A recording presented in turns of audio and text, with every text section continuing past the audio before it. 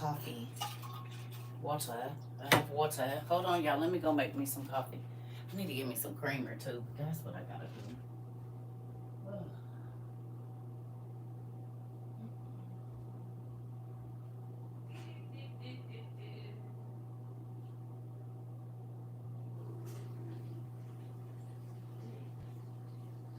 My stuff.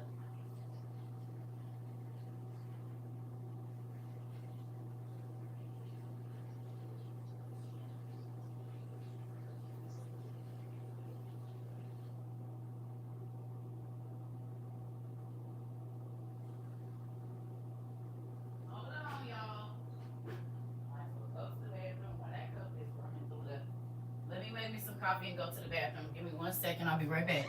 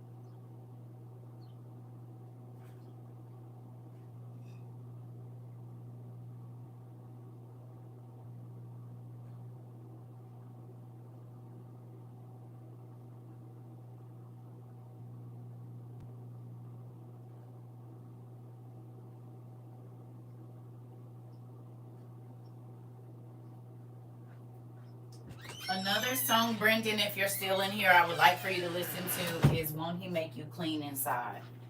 I think it's by Hezekiah Walker. Won't He Make You Clean Inside is another good song. Ooh, Jesus.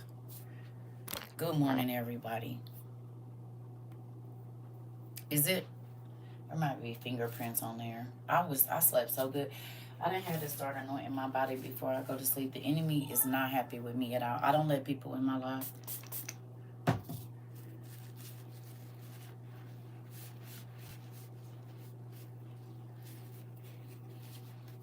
didn't have to start anointing myself before I go to sleep. I said, this crazy. You're going to be all right, Pumpkin. Just tell God yes. Listen to Yes by Shekinah Glory, too. You fighting with yourself. It might be something you don't want to do. You're going to have to do it whether you want to or not. That's how you're going to get to whatever it is you asking God for. You can't get it if you don't. See, this is the thing. Church. Why won't this go away? Church be messing you up sometimes. Because they rules, you think that their rules are God's rules. Church rules is not God's rules. And I had to learn that. Was you raised in church, Brendan?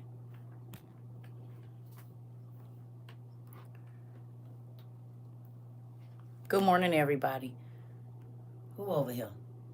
Teresa, Day, Miss Mill, One Love, Ashley, Kimberly. Good morning. Kind of. Okay. So what you need to do is ask God to show you and to love. I used to ask God to blow my mind every day, and that gets spooky because now He's doing it all the time without me even asking it, and it's a little scary. I'm serious. It's a little spooky. Y'all know, y'all didn't see me freak out online. Like what he just did with that book the other day. It's still, I ain't even went back and picked it up because it scared me. He scared me. He can be so good to you, it'll make you cry all the time. This is not right. It's just gonna have to be what it's gonna have to be today because I don't know what's going on here. Baby, it's people that make you cry, but they don't make you cry happy tears. So I'm over that. People make you cry sad tears and be depressed, and they leave you just destitute. God don't do that, and that's why I be by with Him. All the rest of that is extra. I promise it is. I don't even fool with it. Before I ask people, I ask God. And I know that sounds so crazy, but when I stopped asking people and started asking God, then He sent the people, and I didn't have to ask. See? Oh, I gotta blow my nose. He said, "You have not because you ask not," right? So when God say, "You have not because you ask not," I appreciate the church people for exposing me to God and His word. Yeah, I'm not knocking the church, y'all. I never listen. Oh, I don't remember, girl. You can go back. Well, I don't. Ask Brendan. He know. I can't remember. Y'all know I be having my meds now. Remember that. A member. I be having my meds, so sometimes it don't be right there at the forefront. It's still got cataloged that quick. Now, I don't know. I can't remember. Thank you, Brandon. See, that's why God sent me child, because these bracelets. I struggle with empty and dead feelings inside. Listen to me. I used to too. But you gotta fill yourself up. That's okay, listen. Okay. Y'all want another 7-week challenge? Hi, husband. Y'all want another 7-week challenge? Ex-husband. He said we still married. You thought you was gonna sneak in here? I seen you. Ex-husband. You gonna be the ex until I get my roast. You gonna be the ex, but that backyard make you look a lot more appealing. I'm just gonna tell you. I can see myself sitting out there. I can see my outside little steps. I said, now this I like. How you gonna marry somebody for their backyard? Marry him for his backyard, girls. I'm just playing.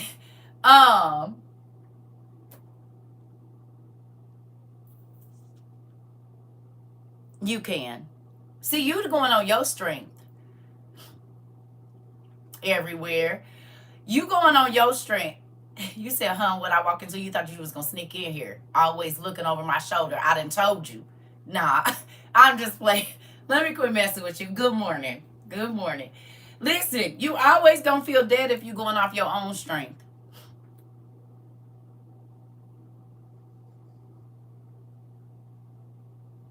Hello? When you go off your own strength, you always go. If you saying what you can, I don't know what, I can't do nothing. But my daddy can do everything. And then I get to reserve my strength. You hear me? The first challenge was just to do something new every day. I mean, once a week. Something you've never done. Not a person. Not drugs. But something new. Like, I'm going to try him. No. Not try a new person. Try a new thing. food, do something you never did before. Because I got to clarify with y'all. You said try something new. I tried him. Yep, no. No, I'm not. I live in Missouri, but I'm not from here. I gotta give the disclaimers. Because y'all ain't about to go to God and say, CERCA said. You said, would I walk into a disclaimer? You hear me? You need to try a new thing, not a new person. Now, you get new friends, but no. Anyway, this new challenge, I want y'all to get up, and in the morning, you have to read a devotional every single morning, all 7 days.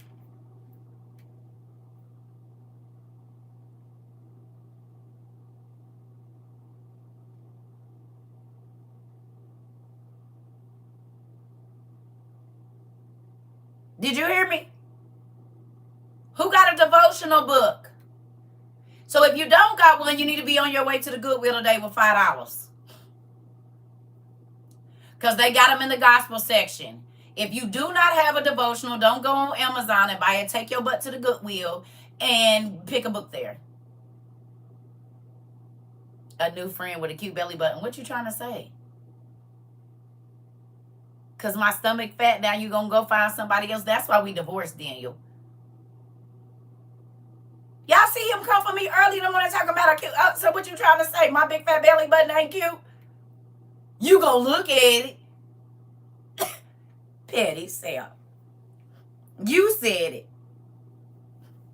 He said a cute new friend with a belly button. You better get out of here. I missed 2 days. And listen, Daniel. Oh, you was talking about me. Oh, never mind. I was about to say you a trip, boy. Never mind. He was talking about me. My belly button didn't used to look like that. That's called tubal ligation belly button. Yep, that's a tubal ligation belly button. If you know, you know. It did not used to look like that. It changed after my last child. It was a little bit more buttony before. But it's a straight line on the bottom of there now. Hallelujah. Thank you, Jesus. Listen, that straight line has saved me time after time after time. You just stay on the straight line. Stay on the straight and narrow. Because I was trying to make me that baby. I don't want nothing. Nope. Yeah. You said we know he was talking about you. Oh, I didn't know. I thought he was talking about some little thing he done met. My kangaroo pouch has no accessories. Listen here, that part. I'm getting one. I didn't know I was going to have one, but I'm definitely getting one right now. So, anyway, back to what I was saying. Y'all. When you go on your strength, you said no, talk about you. Yeah, I didn't know. He said a new friend. I've been knowing him about 2 years, so I'm not new. That's why I didn't think he was talking about me, because I've been knowing him 2 years now. I have a devotional book and read it every day. Okay. So then you get to read 2 pages, Lisa. Listen. But in all reality, y'all, when I go on my own strength, you will feel drained. I don't let people in my life, sorry. You will feel drained. Do you hear me? I don't go. Y'all think I could do this day in and day out for 2 straight years like this? Is as extensive as our classes are on my own strength? There's no way. I don't have to pay my bills. My dad is going to pay them. I just need to get up and go and talk to. Like, when I tell y'all, people used to tell me, God, I used to say, God told me we divorced, so now you my new friend. Oh, got it. The journal kit. So, the journal, you pay for your shipping on Do you pay? Okay. Go to CERCA TROVA 22 and hit the journal. It explains to you what to do there. CERCATROVA22.com.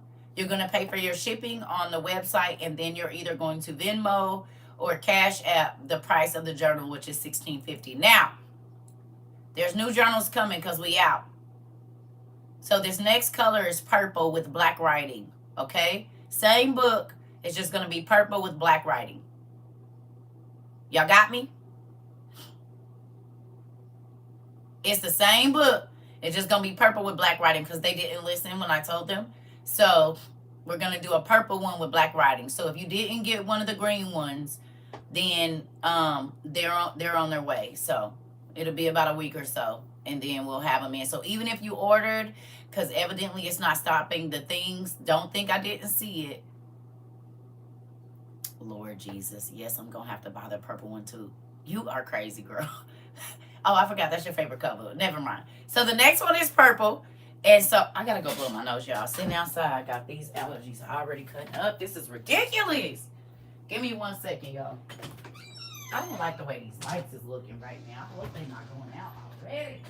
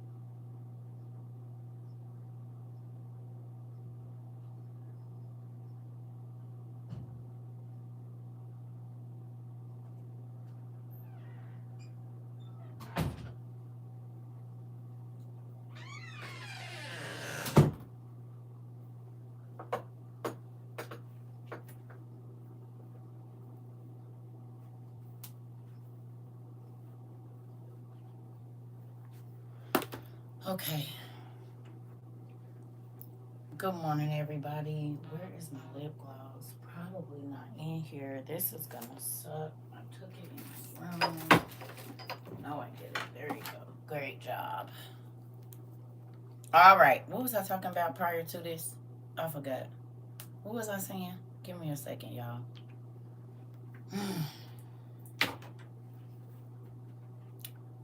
Are you allowed to buy both colors? You can buy whatever you want. Listen, I'm just saying we sold out of the other one, so I'm doing purple. Y'all don't be playing. Oh, the disclaimer, yeah. Y'all don't be playing when y'all go get stuff. This I know. So, and there's some people that have sent in orders, but we ain't got no books. We acting like Amazon selling stuff we ain't got. So with that, I'm ordering more so that way we could do the purple ones. Oh, the daily devotional challenge. Yes. If you have not been doing that, first thing, so I need you to either put it in the bathroom by the toilet, not if you got kids. But by your bed. So while you're peeing or while you're, whatever you do first thing in the morning, before you check your phone and see what's going on and all of that, I need you to read your devotional. Soon as your eyes open, tell God thank you for waking you up, keeping your family safe throughout the night for the next 7 weeks every day, Monday through Sunday, Sunday to Sunday. Because sometimes we don't give God our first. We give him the last of our day. But, I'll do it when I get home, and I'll do it after I get out of work, and I'll do it. And then you wonder why your days don't go well. When I started giving God the first of everything just worked out. I had more time. I got everything that I put on my list accomplished for that day.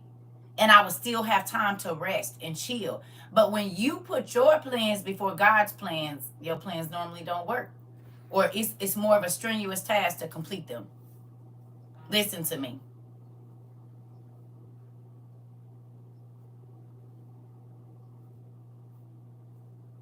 Try giving God the first of your day.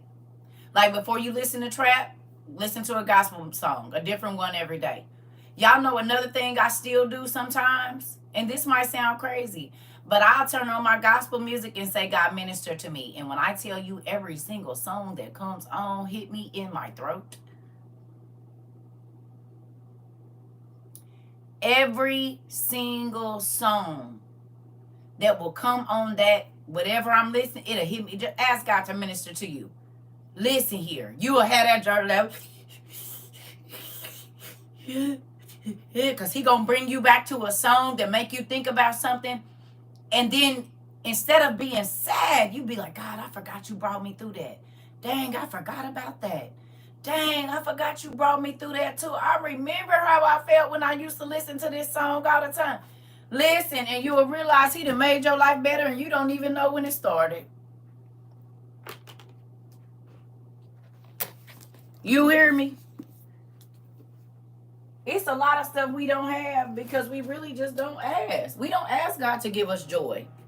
We don't ask God to show us when the enemy is coming and how to fight the enemy. We try to fight the enemy on our own and wonder why we always lose and make stuff worse. Quit doing it on your own. I don't do it on my own. Now I'd be like, what you want me to say? Because I'm going to say the wrong thing and I don't feel like arguing with folks. And I'm not going to argue. You want to argue? I'm not arguing with you. Like, no. And y'all wonder, and I ain't gonna say I always just been, oh yes, God, no, that's a lie. I used to yell and scream at the ceiling, honey, because I didn't understand where he was taking me. But now everything makes sense. It didn't back then because people were telling me, oh, God ain't called you, and God ain't telling you to sit home, and you need to get up and get a job, and God will bless you if you get up and do this, and God will bless you. The God was telling me to sit my butt down and learn because I was going to be teaching every day for 2 years straight. Like I had already been doing it, but on a mass scale. If I would have listened to them, I would have never been prepared for what I do every single day. I wouldn't be able to tell y'all, I know he can pay your bills if you don't have a job. He can get you to the store if you don't have a car. He can buy your kids school clothes if you don't. I only know because he made me do it. This ain't no lie for me. That's why I don't get on here and act out whatever. This is my life every day. Every day I gotta ask him because y'all gotta think about it. How long? Y'all who been here 2 years? Anybody been here since we started? Raise your hand. I want to see something. And I'm about to show y'all something. I don't know if she gonna answer the phone or not. Okay, watch this.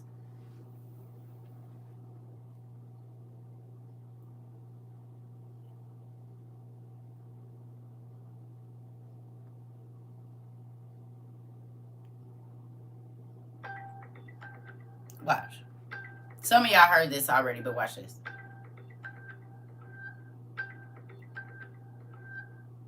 Answer the phone, girl. I'm live. Hi. Are you okay? I'm live real quick. Can you tell these people how many jobs your mama done had in your life?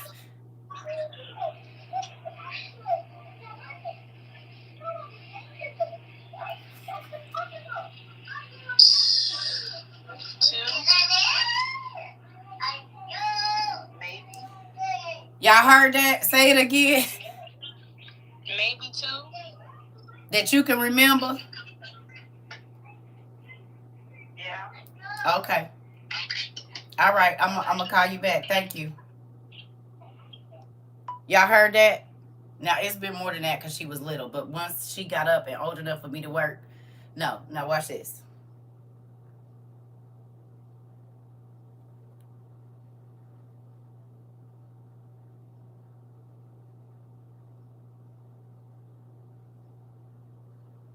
That's my baby. That's...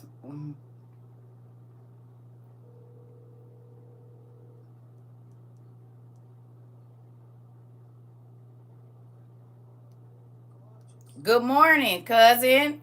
You on live with me? Okay, hold on. So let me ask you a question. You've been talking to your cousin pretty much every single day for the last 5 or 6 years. How many jobs I had since we've been talking every day? TikTok. Prior to TikTok, cousin. Uh, you said in the last 5 or 6 years? Yeah, I said, how many jobs have you seen me get up and go to in the last 5 or 6 years? You haven't. I would. You haven't. Y'all heard that? But cousin, did God pay my bills? All them bills. Did he take care of my daughters? All of them. Did he take care of my friends even though I didn't have a job? All of us. Was I able to bless other people even though I didn't have a job? Always. Is there anybody that left my house without something when I didn't have no job? No, ma'am. Okay, I love you. I'll call you back. I love you too. Talk to you later. Thank you. Yeah. I can call people from 20 years ago and they're going to tell you the same thing. I don't have to hustle. I don't have to lie. I don't have to steal. God is my provider. And it's a lot of... How many times I didn't ask y'all for money on here?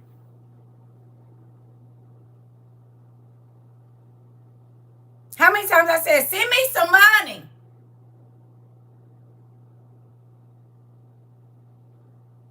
People don't even know my Cash App. They have to ask for it. It's not in the notes every time you come in.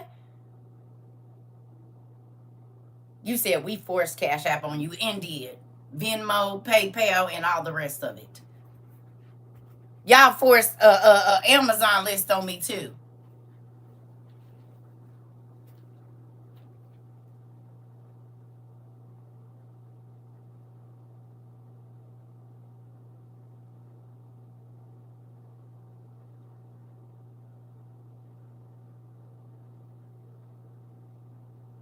And a P.O. box. Right.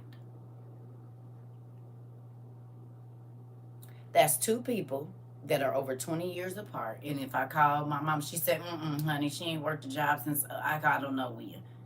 Because my family is job and career people. And if you don't have a job, honey, then you're nothing. Thank you. You hear me?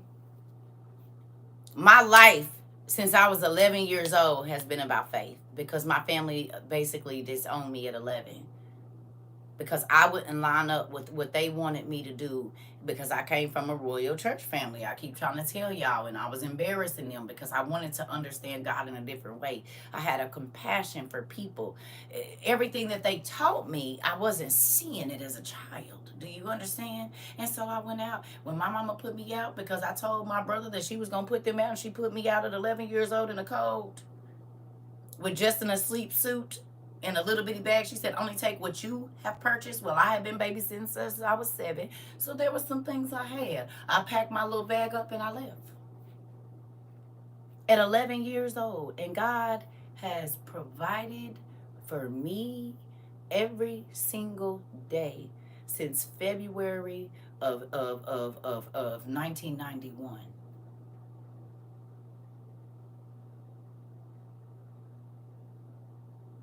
He has provided for my children. Did I used to work? Yeah, I worked in corporate America and I got jobs that I shouldn't have got because I didn't have the education for it. But favor ain't fair. And was making more than the people that had went to college for the job. You hear me? I'm trying to tell you. God has been my provider. He has been my mother. He has been my father. He has been my spouse. He has been every single thing. My protector, my lawyer, my doctor. He has been everything to me. I really had to live the life of the disciples, going from state to state, from place to place, only being here. One time in one year, I lived in 3 or 4 different states. It was ridiculous. I was so tired of moving. In 13, I said, God, I need to sit down for a minute.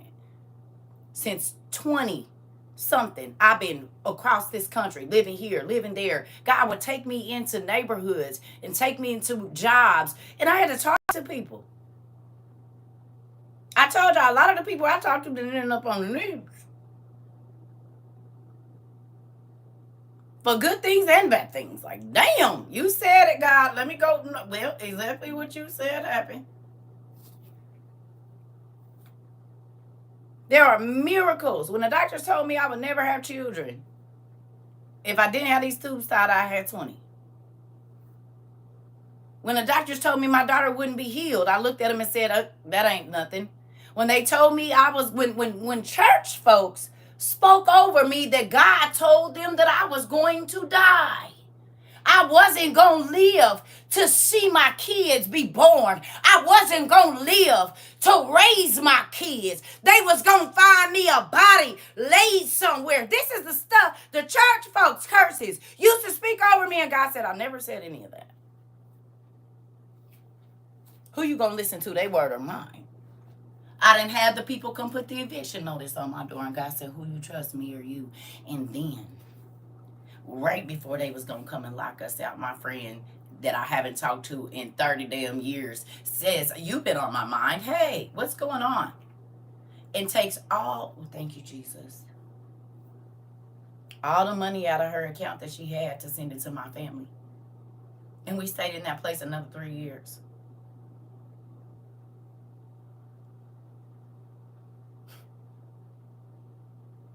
When they told me every child that I carried in my womb would die or I would die, I said, God, you gave me these kids. And I want to raise them. I was 16, 19, 22, and 23 when I had my children. And they are amazing. God didn't tell you, and she pregnant again. God is the only one bringing life here. So if you don't like it, you need to take it up with my dad. She got pregnant at 15. God wanted, that's what God ordained. He said, I formed you. Your teenage pregnancies was not, they was planned, whether you planned it or not. God knew you was going to be doing what you was doing. He didn't have to let you, but if he don't put life in your womb, it don't come there.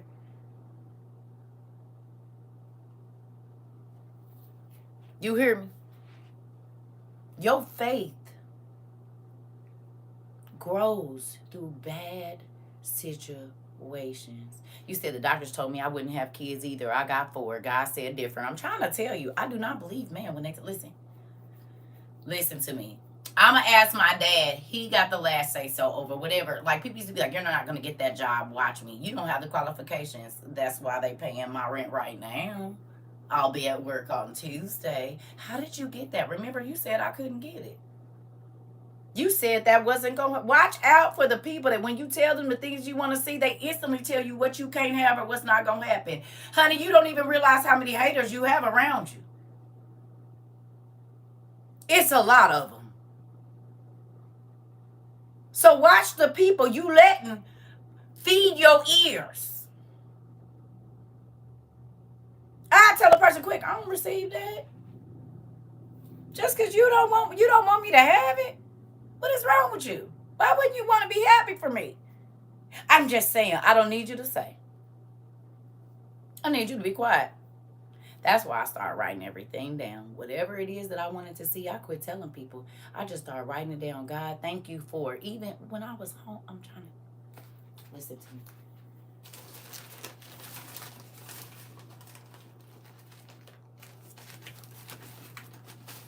Dad, where is me?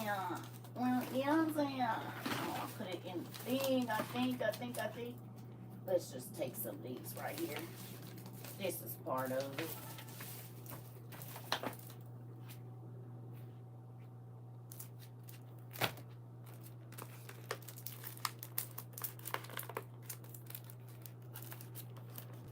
Part of my business plan. Didn't go to college. Business plan. Target market strategy. Let me read it to y'all. For QMP, for several reasons. First, as a system that works anywhere in the world and in combination with GPS and cellular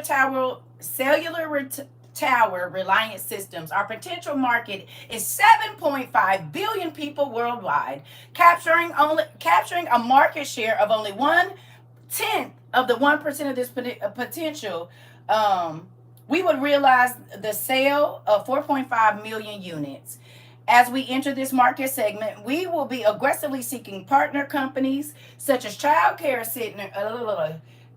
centers, children-oriented parks and events, including channel sales to further penetrate the customer market. As an association, as a national center for missing and exploited children, the Boys and Girls Club of America, Amber Alert Network, and educational institutions worldwide. An alliance with any of these type of organizations will add significant credibility, branding, and positioning, thus generating sales for QMP. That was my phone watches in 2012 before Apple and Samsung had theirs. Theirs came out in 13, 14, and 15. Mine, I was selling in 12. And they were going to be for old people and young kids and people that worked out in the field.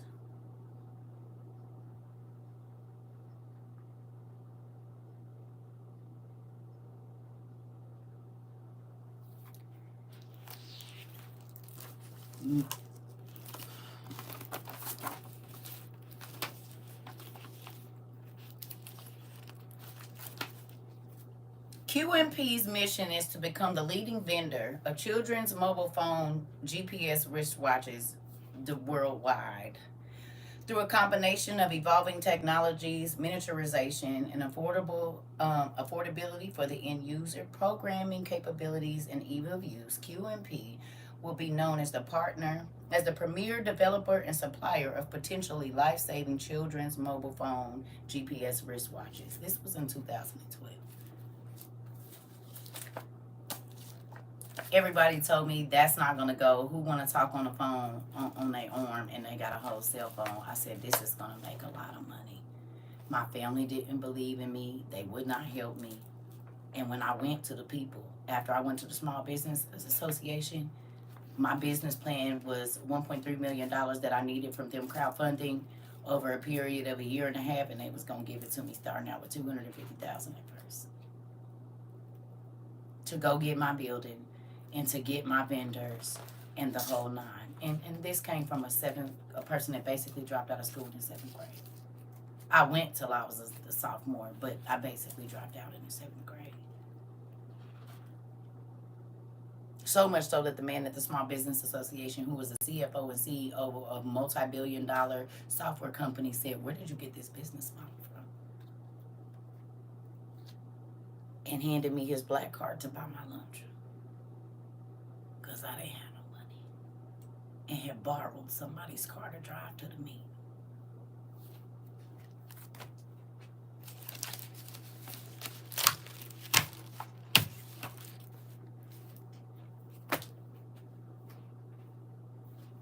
Ain't nothing too big for God.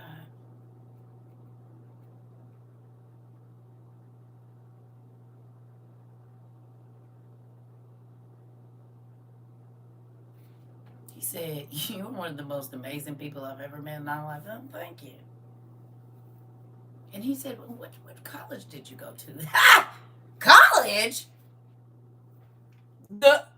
He said, where you get this business from? I couldn't tell him. Watching niggas flip in the hood. I said, I watched young entrepreneurs take $20 and make millions. Hundreds of thousands of dollars, as a matter of fact. I watched the niggas in the hood take $100 and flip that. And become the connect. That's where I got my business model from. But when I was in that meeting, I watched small entrepreneurs from the neighborhoods, local entrepreneurs, take a small amount of money and turn it into millions of dollars. You said, well, now.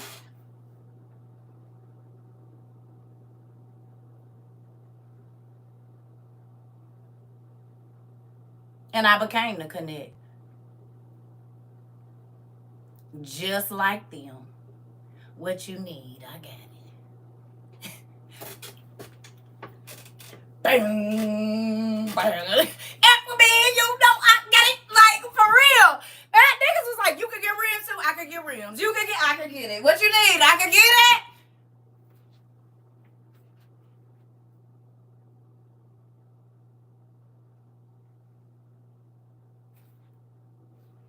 legally. I'm trying to tell you. Jumpy houses, hair. I was busting all that down. What you mean? For real. When the Samsung 3 came out or whatever it was, and it was like $900, I got it for my stepmother for like $300. I said, put your SIM card in there. Go on and do your thing. My dad was like, thank you.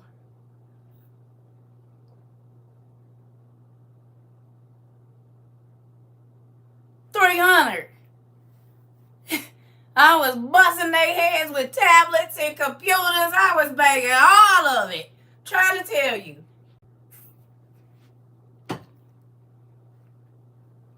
Real life. In real life.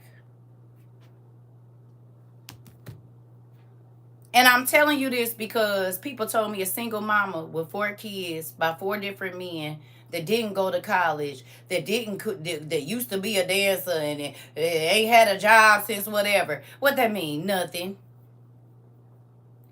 Because what they didn't realize is God let them see what they thought was my failure on top of the ground. I'm about to bust you out. Let me get my.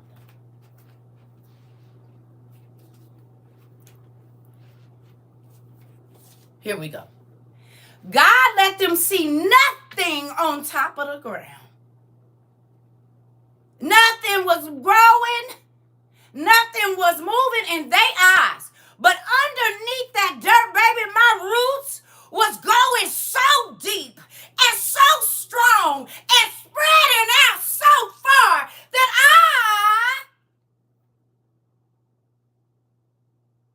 I now get gifts from around the world when it used to just be the hood I lived in. Now my substance comes from everywhere. But I had to be in the dark for a long time. It had to look like nothing in my life was moving. God said, sit down and write. Sit down and study. Shut your mouth. Be quiet.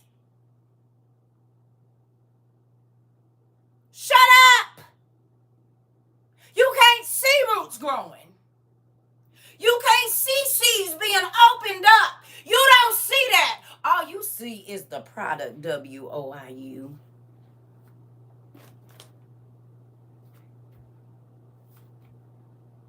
Tatnot place. Babies getting baptized. People that haven't read the Bible in 40 years coming back to God, and now they teaching. People not cutting and committing. You said what now? People that never thought that they would even be able to go to college and study more now. And know more than their friends that went in 2 years. Prune for fruitfulness. Come on now. I can't be crying in these folks' meeting now. It's allergies. You hear me? I'm happy they didn't see. Because if they would have seen, you know what they would have been trying to do? They would have been trying to dig my roots out so I couldn't produce nothing. TATNAI. I'ma say it again. God don't want them to see. Because if they see where you going before your roots can get deep, they gonna be trying to dig you out to make sure you don't grow nothing. Is you listening? She ain't doing that. She ain't okay. And I was home writing and reading every day. I can show y'all every page of my business plan that I wrote. Where I was teaching myself, or God was teaching me accounting, business management, supply and demand. I had to go and learn Customs and Border Patrol laws and all kinds of stuff. Business, insurance, and he wouldn't let nobody help me so nobody else could take the credit for what was going on in my life. Tatnai, TATNAI. NAI. Tatnai, TATNAI. It means giver, receiver, and distributor of gifts. That's what Tatnai means. Receiver and distributor of gifts. What do we do here? Y'all send y'all tithes in and I distribute them to the people that need them as gifts. They don't got to pay us nothing back. Oh, okay. Everything means something. This is the place where you can distribute gifts and get gifts distributed to you. Oh, CERCA TROVA means seek and you shall find. 22 is spiritual light. If you got a closer relationship with God since you've been over here, well, there goes that. Every time y'all say CERCA or TROVA, you saying seek and find, seek and find. And if you say CERCA TROVA 22, you saying seek and find spiritual light, which means God didn't open your eyes up and you not in the dark no more. You can't unsee now.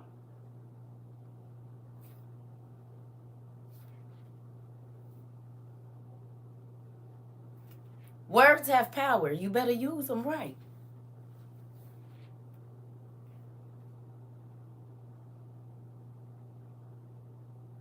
Well, y'all think I said I'd rather do this than listen to people talking stupid.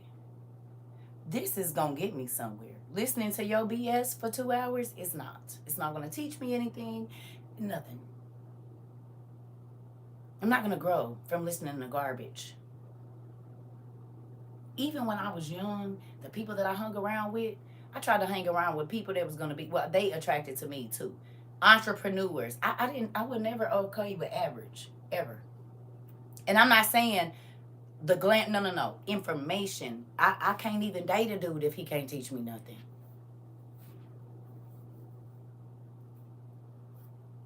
If we can't have a serious intellectual conversation, I'm a sapio, if that tell you anything. So that's why my kids' fathers was older, because they could teach me a lot. When I'm going to sit looking at you, we both riding on bikes. What's that going to do? When I was young, my nigga was riding Trues and Vogues, honey, and he was teaching me about life. I hate to say it, but he was. We out here figuring out life. All that old, you going to bust somebody's windows out and break in somebody's house and all that. I was not on that. I do not like jail. My mama kept me locked up enough. I do not want to be confined to no room. So there's things I'm not going to do. I don't want no parts of it. I've been in fear of my life for a long time. I don't want to do that. I don't want to be running from the police. I don't want them knocking on my door because she didn't call them and had them cook. I didn't have all that. So then I need to stay away from that shit. You said, I was the kid that was young, gonna sit with the old people, not to be nosy. I asked them questions so much, they be like, you need to go play. Well, what about when you get old? So how long you been married? You love your husband?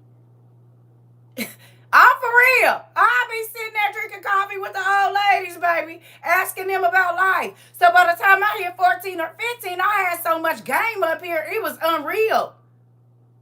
I'm trying to tell you. And I let people think I'm stupid and crazy and everything just to see how you about to think you about to play me. I still do it now. Still do it now. I'll let you think I don't know nothing about what you want and God being told me everything. Poker face. You hear me? I am thankful for every situation that God has brought me through. From a young person until now, he's still doing it. Y'all watch it. Y'all watch it. And this can happen for you too. I ain't talking about TikTok. And that too. But whatever it is in your life. But when you this is the thing. I had to get what I wanted to do out because what happened was, even with that business, right when I got finished with that and these people was about, my daughter got sick. Then I had to move out of my apartment. Then I had to move in with this lady that I had only known for 6 months. And then. But there was a whole nother biblical-like experiences that happened while I was living with this lady. That's when I really saw my healing gift grow. When I would lay hands on people and their ears open up. And I was around all these babies that had cancer. And I was laying hands on. It was crazy. It was crazy. God wouldn't let me drive. He made her chauffeur me. She said, this is crazy. She had to take me to all the places where I had to be. For 2 years.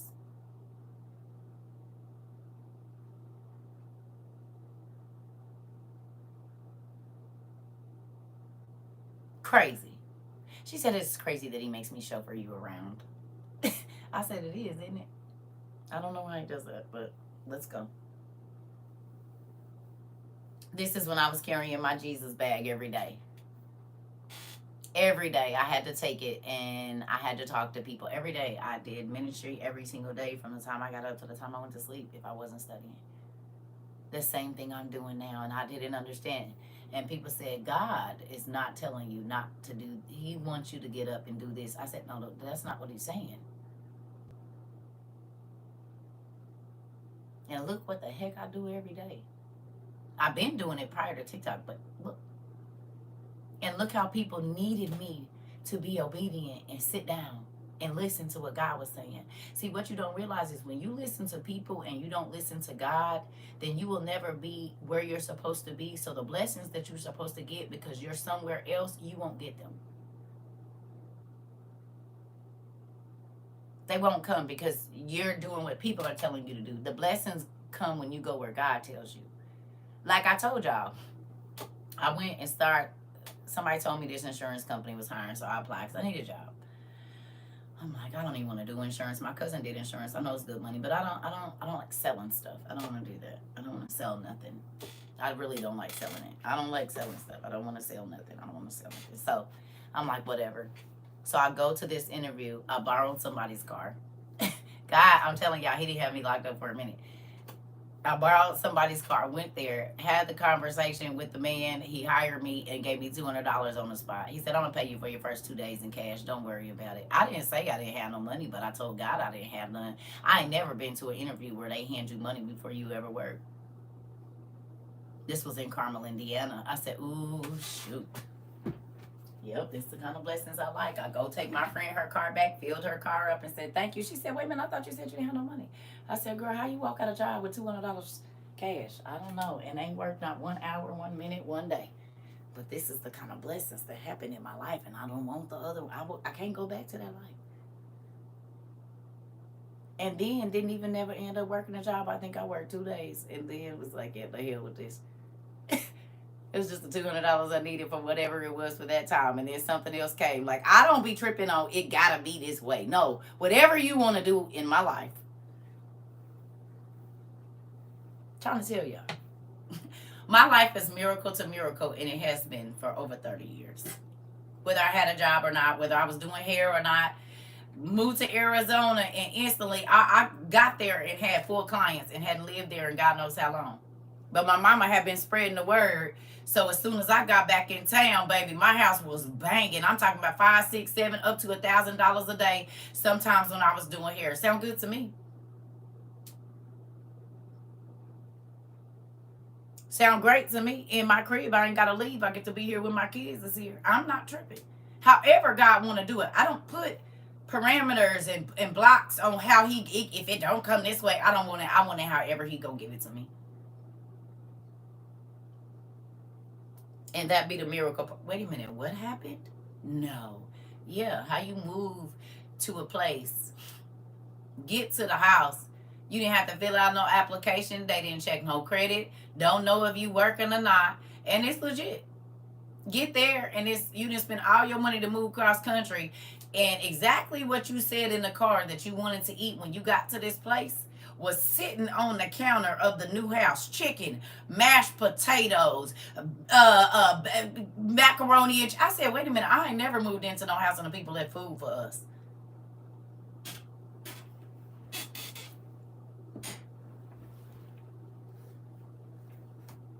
But it happened in 2011.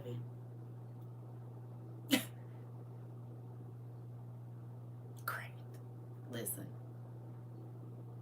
Exactly what I said I wanted to eat in the car. And our money was tapped. Oh, boy didn't start working, so whatever. Listen.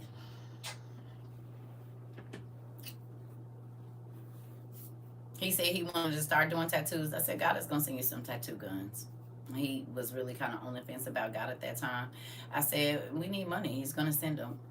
I'm at my homegirl house. I ain't been here more than 3 weeks. Go over to her little boy, or the neighbor's little boy kept talking to me. I don't know how we met these people. However it was. The dad was a tattoo artist and gave the nigga a free tattoo gun, no charge. And I just looked at him like this.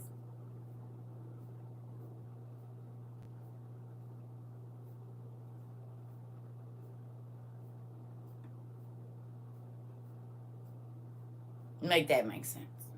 As soon as we talked about it, we go next door to some people we don't even know. And by the end of the hour or two conversation, this man has a free tattoo gun.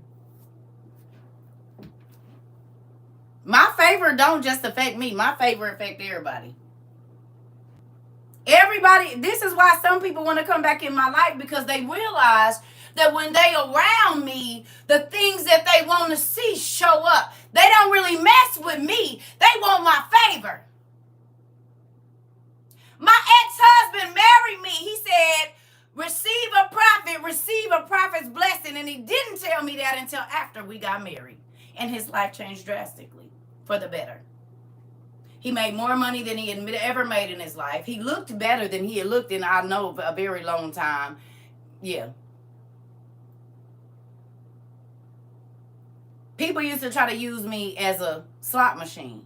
They only mess with me when they want something to come true in their life. They only mess with me when they feel like I'm sad, or I'm low. So I come over here, she gonna speak something into my life, and then they forget about me. It's okay. I know God don't never forget about me, though, and he always gonna make sure I'm straight.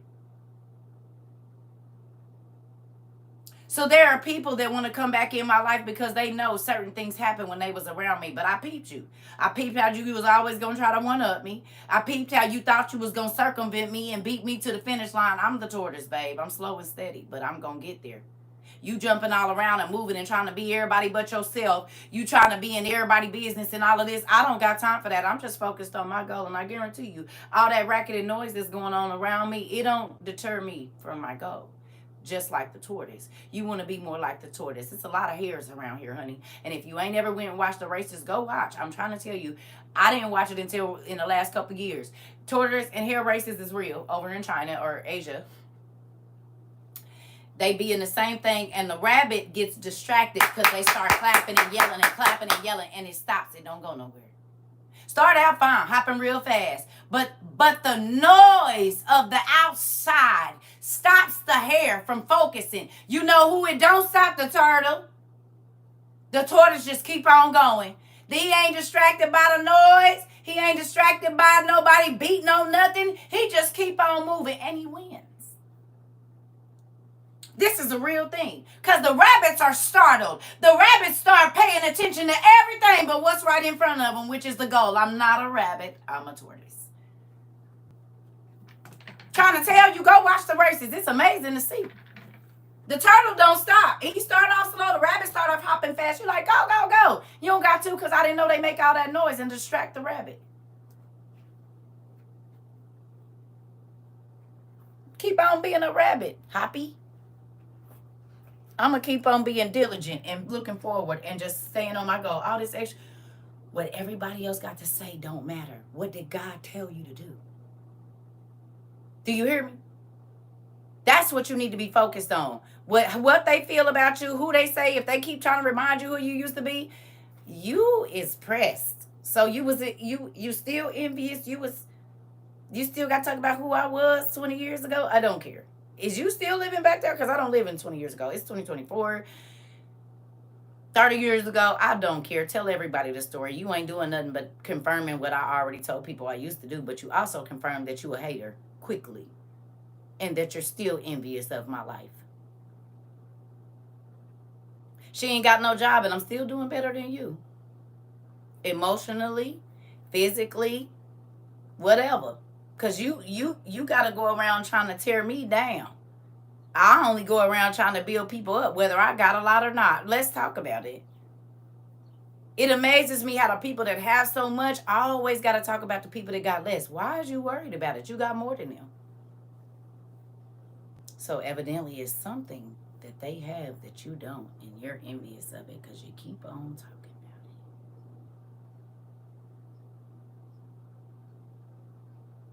Well, they got joy. They can be happy. People give them stuff. Like, it's something that they have that you don't, and it burns your whole soul up. It could be that everywhere they go, they get noticed, and you be trying to get noticed and nobody pays attention. It could be a lot of different things. For real. It could be a lot of different things. You would not believe the things that people have been envious and jealous of me for. And I'm like, are you crazy? Are you nuts? Throws wig. Now that's the word. I'm trying to tell you. Listen, I've been walking.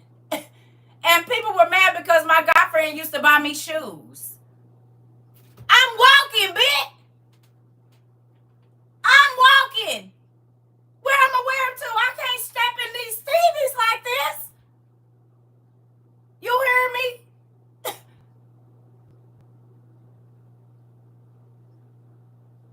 I had a girl jealous over some head store, some hair store shoes I had. I'm trying to tell you.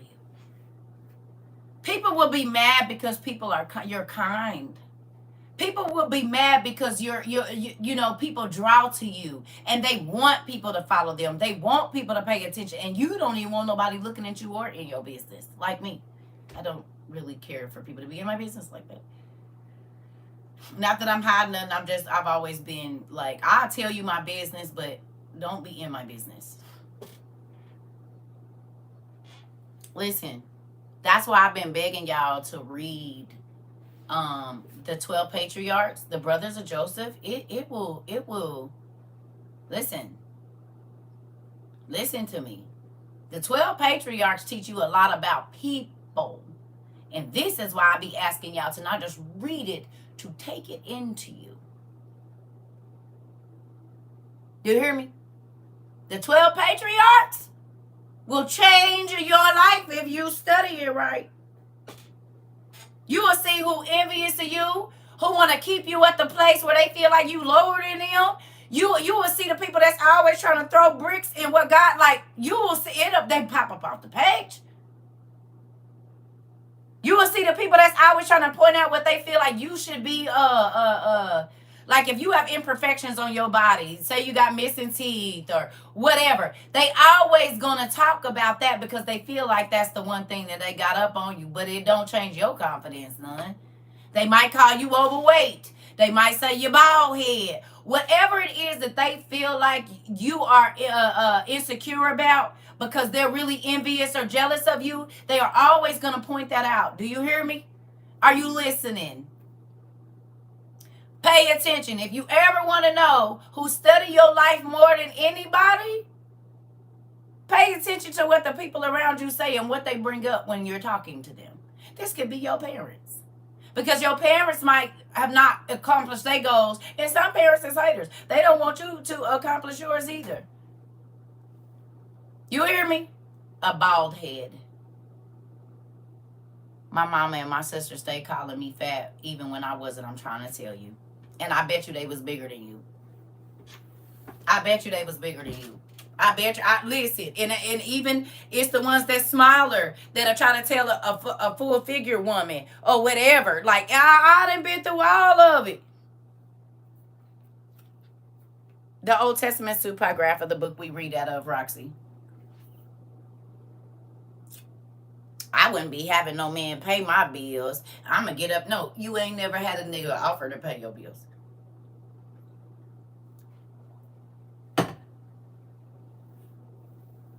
That don't gotta live with you and be humping on your back every day.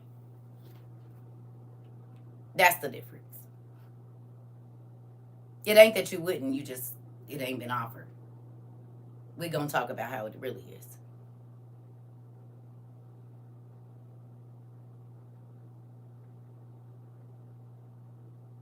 Oh, she probably ain't.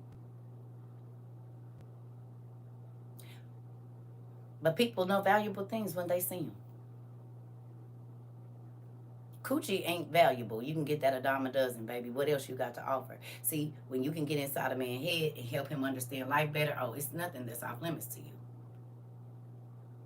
And that ain't saying getting his head to run around. That's saying getting in his head to help him understand life and his life get better and his stress go down. Oh, baby. He gonna open everything he got to you. But what are you adding? More headache, more trouble, more attitude, more drama, more whatever? Like, what do you offer, women and men? Men, you gotta that good old stick, but it ain't good for nothing but being given out to everybody else. It ain't just mine. So that's adding headache. You can't tell the truth. So what are you offering? What? Headache and lies? Hell, I can do that to my damn self. Everybody think they so valuable because they keep on expensive stuff, but expensive don't make you valuable. You could be a whole expensive ass headache. Emotionally expensive.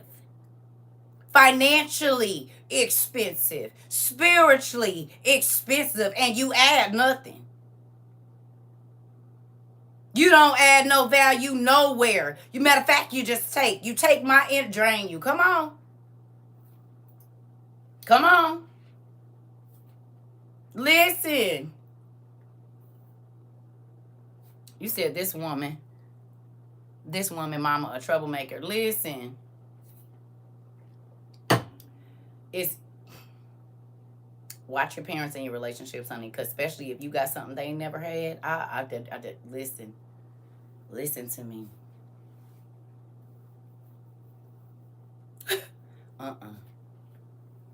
After I love my family, but some of the people in my family was sided with my husband. I'm like, are you serious? Oh yeah, you want me to do bad. Bet. Thank you for telling me. And now it's, well, we didn't know. Lies. I called y'all and told y'all, and y'all told him we side with you, and now that nigga want to be back over here, and now I'm not over there with y'all or him. Because it's some people that like you having to cry and talk about how horrible your life is because it make them think their life is better than yours, baby. I'm just trying to make people's lives better. I'm definitely trying to not trying to make nobody's life worse. I just wonder how that's going to make me happy. You want to make somebody feel bad and make somebody feel bad about themselves, and that makes you smile. You're rotten on the inside. And miserable. And envious and jealous. Because you want what they have, whatever it is, but you will never get it. People be sad when you can be happy when you got horrible things. Oh, girl, I would be broke down. I know you're not stronger than me. Why do you keep comparing yourself to me? We are not the same.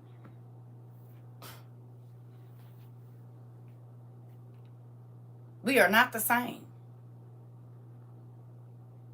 Like I told y'all, there's plenty of people that used to tell me, oh, I couldn't have been through what you've been through. You right, and you won't ever see the blessings I see either. You ain't telling me nothing. But your face be frowned up, baby.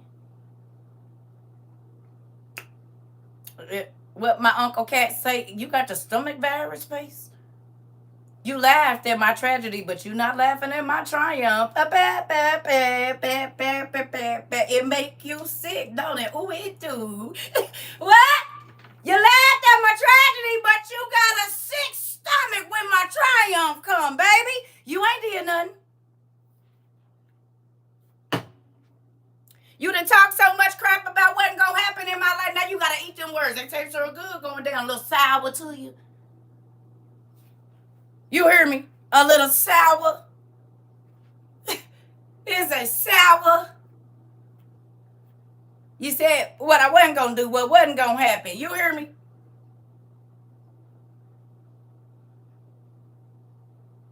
And everything that you heard me say that I wanted God to do for me, you got to look at it happening now.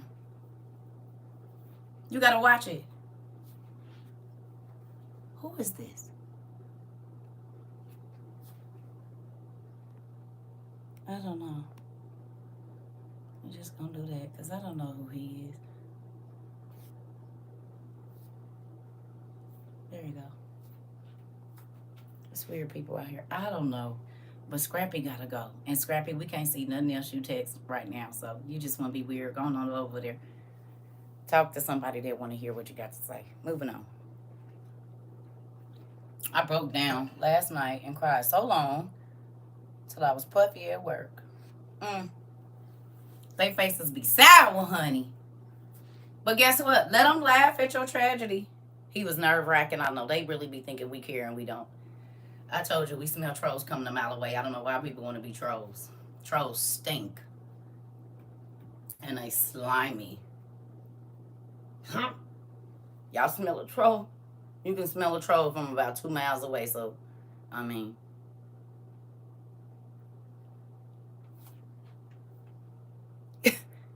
Ooh, I don't know why people think trolling is cute. It ain't. Trolling lets us know you're stinky on the inside, a miserable person.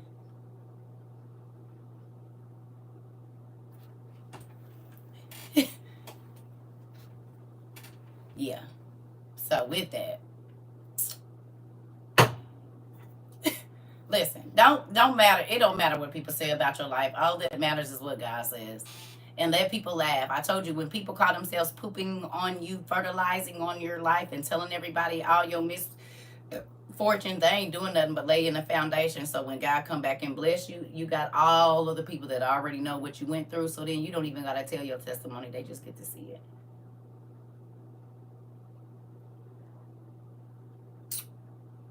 My family thought they was running my business from one end of the country. My ex-friends thought they was running my business from one end to the country. And God said, ooh, I'm going to do bigger than y'all. I'm going to take our business around the world. So now people in Africa know that story.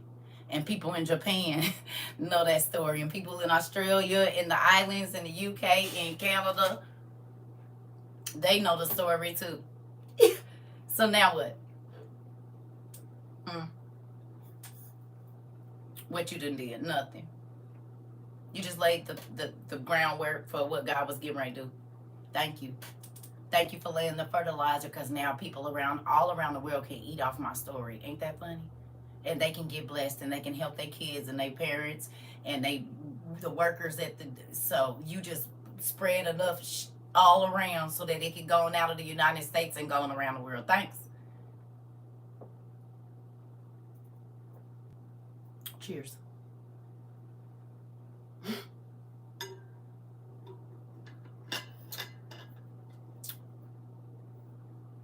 Everything that the devil meant for bad in your life, God will turn around and use it for your good. I'm a living witness at 44 years old. A person that's had to go through this life pretty much by myself. But the people that had my blood racing through their veins, they didn't care what happened to me or my kids. God sent strangers to help me, and then my family would be mad and friends would be mad, and you know what they would do? They would try to get them. If I were you, I wouldn't do nothing for her. No, man, you just mad because don't nobody want to do nothing for you, because they can see your heart and it ain't genuine. Raggedy ass.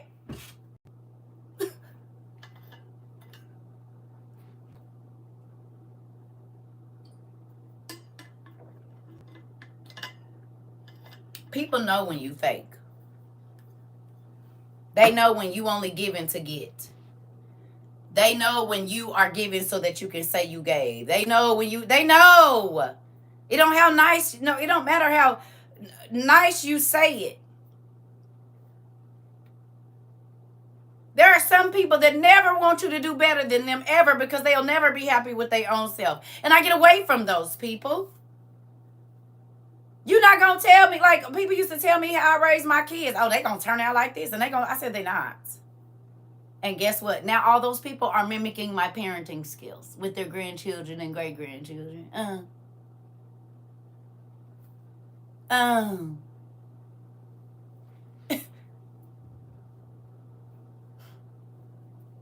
trying to tell you.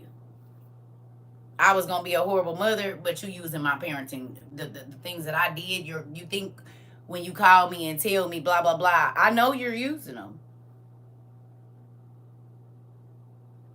I know it, because they work. And then you a fool just because you don't like somebody to not take information that works. I mean, I can take information from a kid.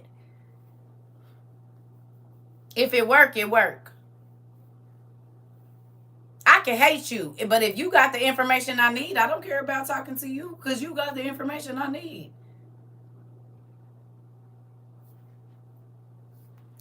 What? I need the answer. It doesn't matter where it comes from. Well, I don't want it from the devil, but you know what I'm saying? Like, people have too many rules up and wonder why they don't see what they want to see. Honey, listen, if God say he going to use my enemies to bless me, which he's done, The people that talk real good and bad about me had to turn around and bless me. I know the people that try to hate on me and make me feel some type of way. They was in my situation and then had to ask me for help. I done seen it all. He done made all my enemies my footstools at one point in time or another, I promise you. And I didn't gloat. I prayed for him. I said, I was trying to tell you about this. But you didn't want to hear it. Because you felt like I was lower than you or less than you. Well, from what I see, the prophets always was out and about. They didn't never really have a stable place that they could be because God had to take them to the masses. They had to travel a lot. They was always all over the place. So your view of value and God's view of value is not the same. It ain't. And I could care less about people's view of value because what they view as value is just expensive. And as you can see, a bag that costs $10,000 today, if everybody stopped liking the designer, it could be at the Goodwill tomorrow for $2.25. So then that can't be value. Cars that people paid $100,000 for, this whole Tesla truck, soon as you drive it off the lot, baby, it depreciates $100,000 instantly. By the time you get home, you just lost $100,000. You could have bought a house with that. A couple, if you go through the auction and buy the tax houses. So evidently the world's view of valuable ain't really what's valuable. You better ask God what's valuable in your life. You better ask God who's valuable and who is not in your life. And once God told me a person was valuable, I instantly start eking them out my life because oh, you're here to take, not to give. And I don't mean money. I mean information, support, kindness, a listening ear, help me babysit my kids since I be watching yours, all of that. But then you'll start to see the people that only come around you when they need something from you, and they don't answer when you need them. They don't respond when you, like I said, my brothers, they'll call me and expect me to answer and call me and call me and call me. Let me call them and call them. They won't even answer the phone. Unless they need something, then they'll answer. Other than that, I don't hear from them. If it's some drama, I hear from them. If it ain't no drama, I ain't heard, well, how your business doing? How's your, thing going? I don't hear none of that. But I know this. I know they know somebody that's watching, and I know they hear, and I know they talk about it, though, but they won't talk to me. Ain't that crazy?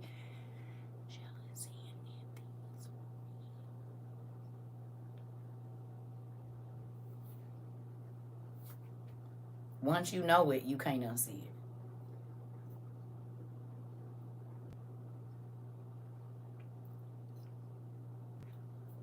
And I love my brothers. But don't watch from afar and talk. Call me and get the information. Oh, y'all don't want it straight from the source because you can't make up nothing.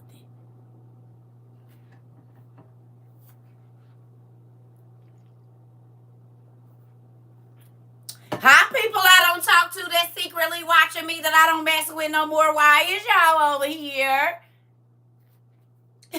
Y'all know I got to call them out because they be in here. And then I just look for the numbers to drop. Still doing the same thing I knew and was when I met you. Nothing different. If you over here. Still doing the same thing. Telling people to believe in God. Helping people find a different way of life. And that's it. And I still don't have no job. Still don't have no damn job. And don't.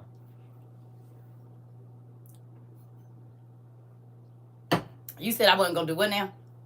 You said Dad wasn't telling me to do what now? You said what? Tell everybody whatever you want to. It just furthers what my daddy is doing. It's my testimony, but I don't be pressed to tell other people's testimonies. I just be pressed to tell my own. You said the numbers went down immediately. I already know because they be in here secretly watching.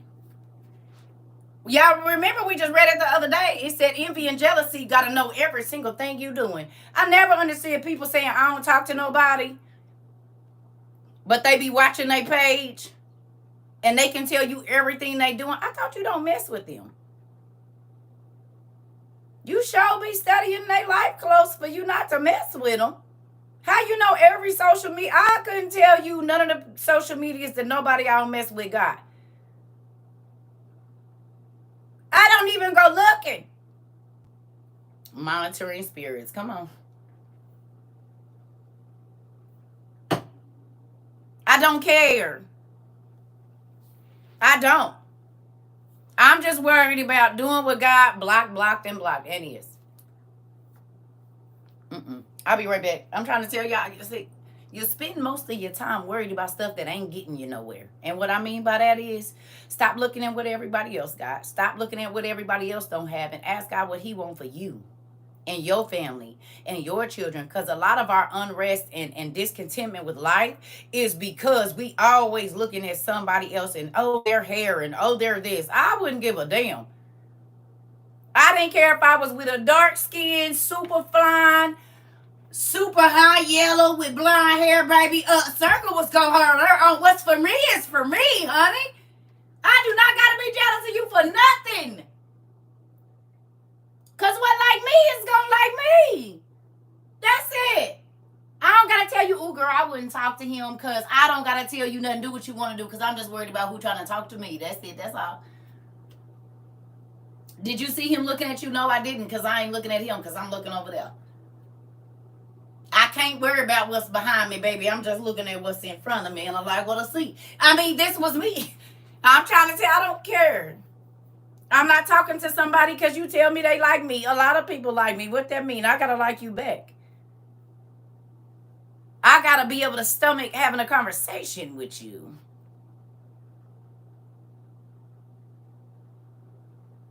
I got to like the way you frown your eyes up. Like, I don't care what everybody say that, oh, he a good person and he this and that. Let me find out for myself. You hear me?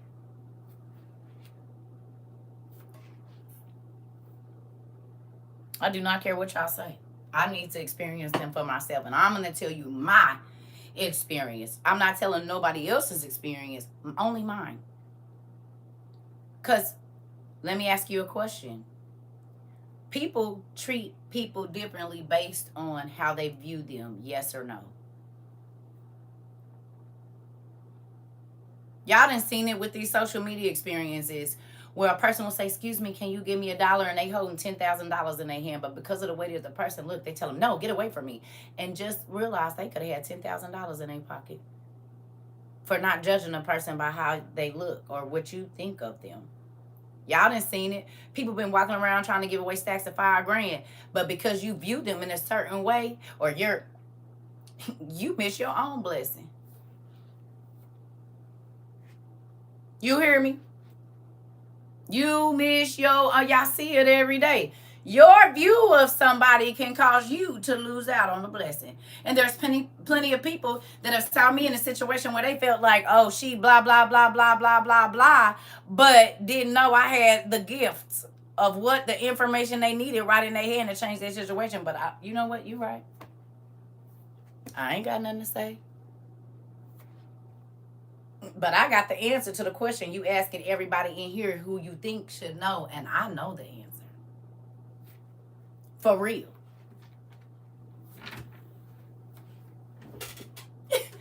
For real, I know. You hear me? I know, but I don't look like I should have it. I mean, be honest, y'all. If y'all would have seen me out in the store and I go out looking just like this, a girl asked me for something before I could tell her what I can do. She snapped on me.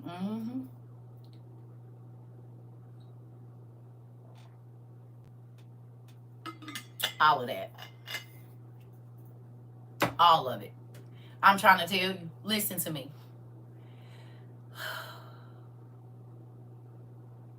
Would y'all have thought that if you see me out in the grocery store, would you think that all of this is in my house? For real. And I be looking crazy on purpose. You would not think that all of this information and all of the things that is in here, people do not think that this is what's in my house. They don't. Especially if I get dressed up and put on something that fit. They sure ain't thinking this. I promise you. Do you hear me? Would you think? You never know who you about to entertain. I'm trying to tell you. And that's why I don't view people as, oh, whatever. I want to talk to you.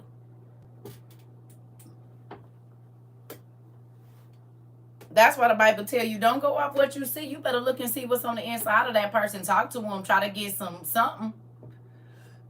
I'm trying to tell you.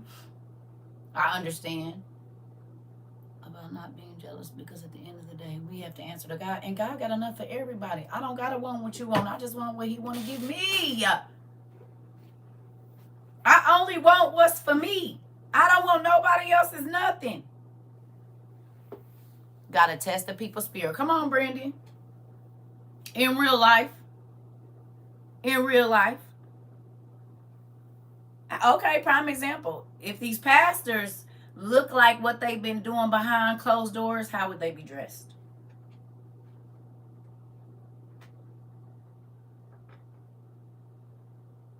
If these bishops and stuff that's getting exposed dressed how what they was doing out like and look like what they've been doing behind closed doors, how would they look?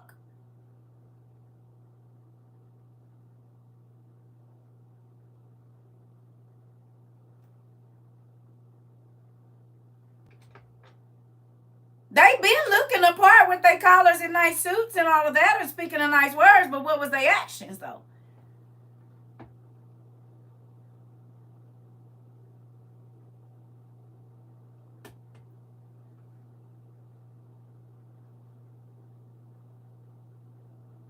Oh, I know he's saved. Look at that suit.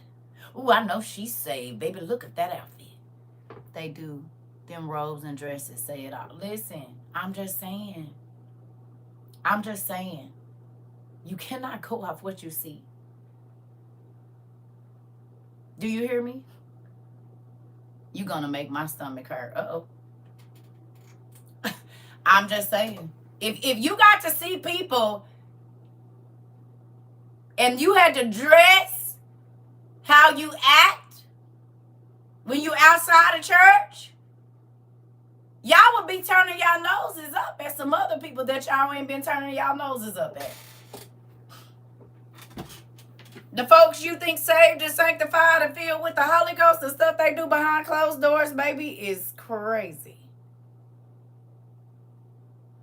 Some of them do it in the church.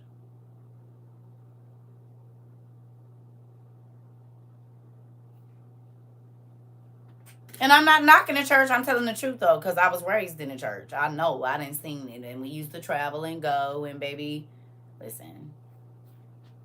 Y'all can fake. I'm not going to do that.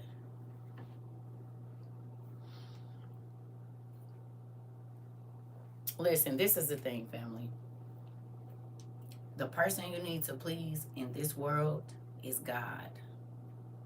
The being that needs to be happy with your actions, your thoughts, and all of that. Yes, your children and those people. But your first thing is to give God back the life he gave you.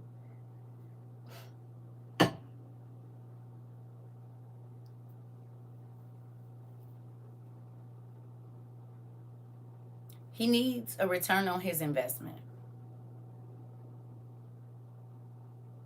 He spared you when you should have been in jail, when you should have died, when you should have been homeless, when you should have...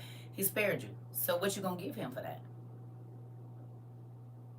No, you want to hide your indiscretions and not tell what God delivered you from. Oh, okay, well, how do he get glory out of that? Because then the next person that don't know that God can get them out, they'll never find out because, oh, no, I never. Oh, no. No, you was dirty too. You was filthy too. You was a thief or whatever it was. You was sleeping with somebody's husband or wife, or sleeping with everybody's husband or wife, or screwing your boss and you know you got a husband at home. I don't know. We all got something. Everybody. We are all born sinners. There's not one person that was born. Adam and Eve were created. They were not born in sin, but we. Any person after Adam and Eve, everybody, you was born a liar, a manipulator, a cheater, whatever your niche is, you had to ask God to save you from something. What did he save you from? Who did you used to be that you was tired of being and tired of feeling that way when you couldn't even look yourself in the mirror for whatever it is? Everybody got their own reasons. Maybe you was a woman beater. Maybe you was a man beater. Maybe you was, I don't know, you stole hours at your job. I don't know. But there were situations that you had to go to something higher than you to get you out of it. This I know, skeletons falling out the closet and scooted out from under the rug. I'm trying to tell you. That's why when people like, ooh, I wouldn't be telling people. Well, then God don't get no glory out of my life. What did he save me from? Or what did he change that situation for if I'm not going to tell nobody how he changed it? Oh, no, I used to do this and this. And I was in this kind of situation and God got me out. I was in this. I didn't have no job and he did this. How will they know that God can do it for them?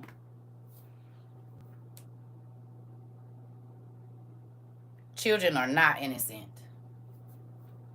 They're not innocent. I don't know why people say that. Children are not innocent. They lie from the moment they come out. They manipulate from the moment. 2 weeks after your baby get here, they know if they cry, you coming to pick them up. How are they? That's manipulative because it ain't nothing wrong with you. I done fed you and everything. You just want me to hold you. They look innocent, but they're not, because once they can scoot and crawl, they will hide things from you. They will go hide. If they get something out of your purse at 6 to 8 months old, they know how to turn away and try to keep it from you and hide, try to hurry up and throw it in their mouth so you can't get it. Who innocent? And don't let them start potty training. They know to go hide when they pooping because they supposed to say potty. Who? My 2-year-old nephew come over here trying to manipulate me now. Not innocent. I'm trying to tell you. They smile at you while they touching something else. Try to give you a kiss when they know they in trouble or about to do something they not. They'll tell you, don't look while I'm doing what I'm doing. No, mommy, don't look at me. But they touching what they not supposed to touch while trying to keep you looking at them. Well, who innocent? I had 4. Ain't never. I said, you was not going to manipulate me. I got one up on you. I'm about to put this rice sock on your back. You think I'm about to lay here and hold you? I'm not. You going to think that I'm patting your back or I'm laying next to you. But I'm about to take this shirt off with this breast milk on it, lay it on this pillow, go warm this rice sock up and put it on your back. Now, who got manipulated? Not me, because you going to lay there thinking I'm right there and I'm not. And you just fine. You just fine. So then I know you know. Even at 2 months old, you know. Their soul is as old as yours. They smile in your face all the time, trying to deceive your face, the little backstabbers and ears.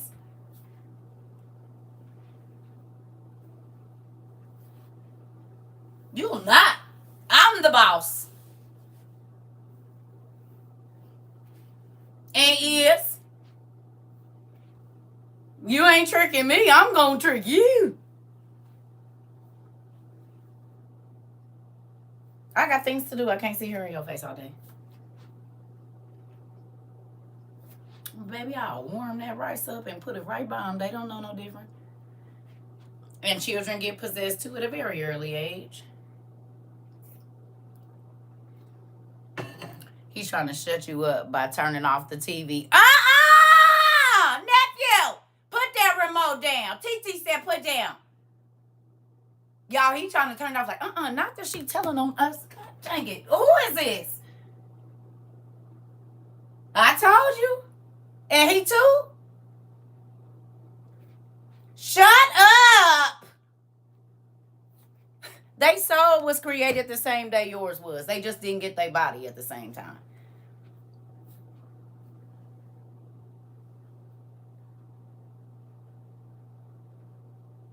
How do we have 5-year-old unalivers?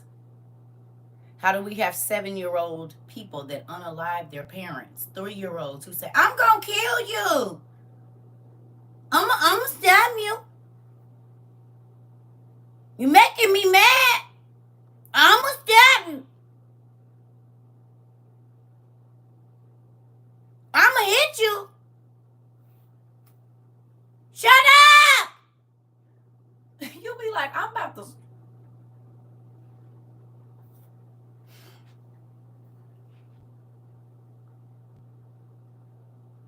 That's how I know some of y'all be getting beat up by y'all kids. It ain't funny, but kid, listen. My daughter said the other day, I'm still scared. You better be. Listen. And it's not funny if you get beat up by your kids, but that's because y'all didn't whoop them when they was little. You should have whooped them. He tried to turn you off with the PlayStation remote. Hilarious.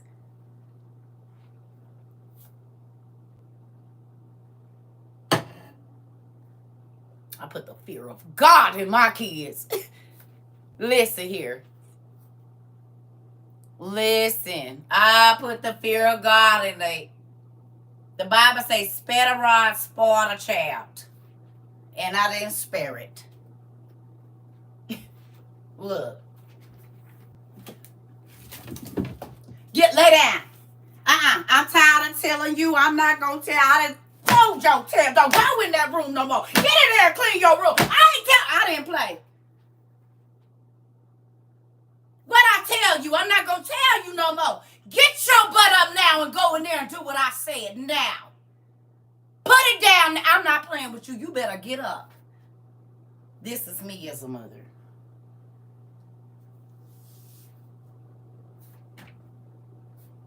Trying to tell you what I say. Have a seat and don't say nothing else. I'm not playing with you. I done told your tale time and time again. You done got all the warnings you gonna get. You better sit down now. But you can't wait till they 5 after you done let them be a hellion. I started training my kids to sit. Once they can sit up, no, stay. No, stay. No, stay. I turn around and make sure you're not crawling behind me too. Because me telling you to stay could save your life. These kids nowadays, you tell them to stay, they start screaming. Well, what if it's somebody in here trying to unalive us? You just gave us away because you don't know how to listen. And I lived pretty crazy, baby. So these kids got to listen. If I say stay here, don't move, don't answer the door, you got to do that. Because I'm an adult. You don't know the trouble that this old stupid nigga is out here with his pistol talking about whoever opened the door. You don't know that.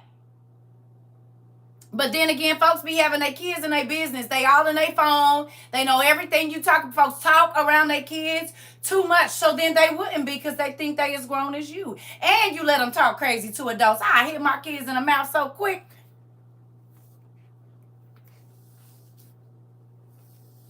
I hit they. My daughter just told the story of how she got slapped up the stairs when she was 14.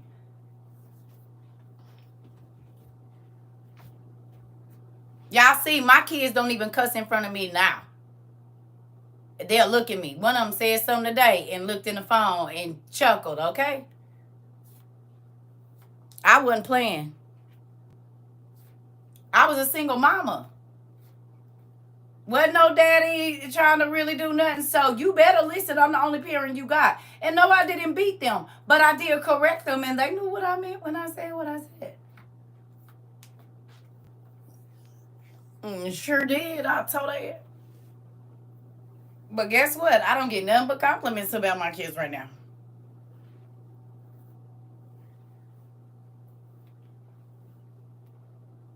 I told y'all somebody called for one of my daughters for a reference recently in the last 5 months.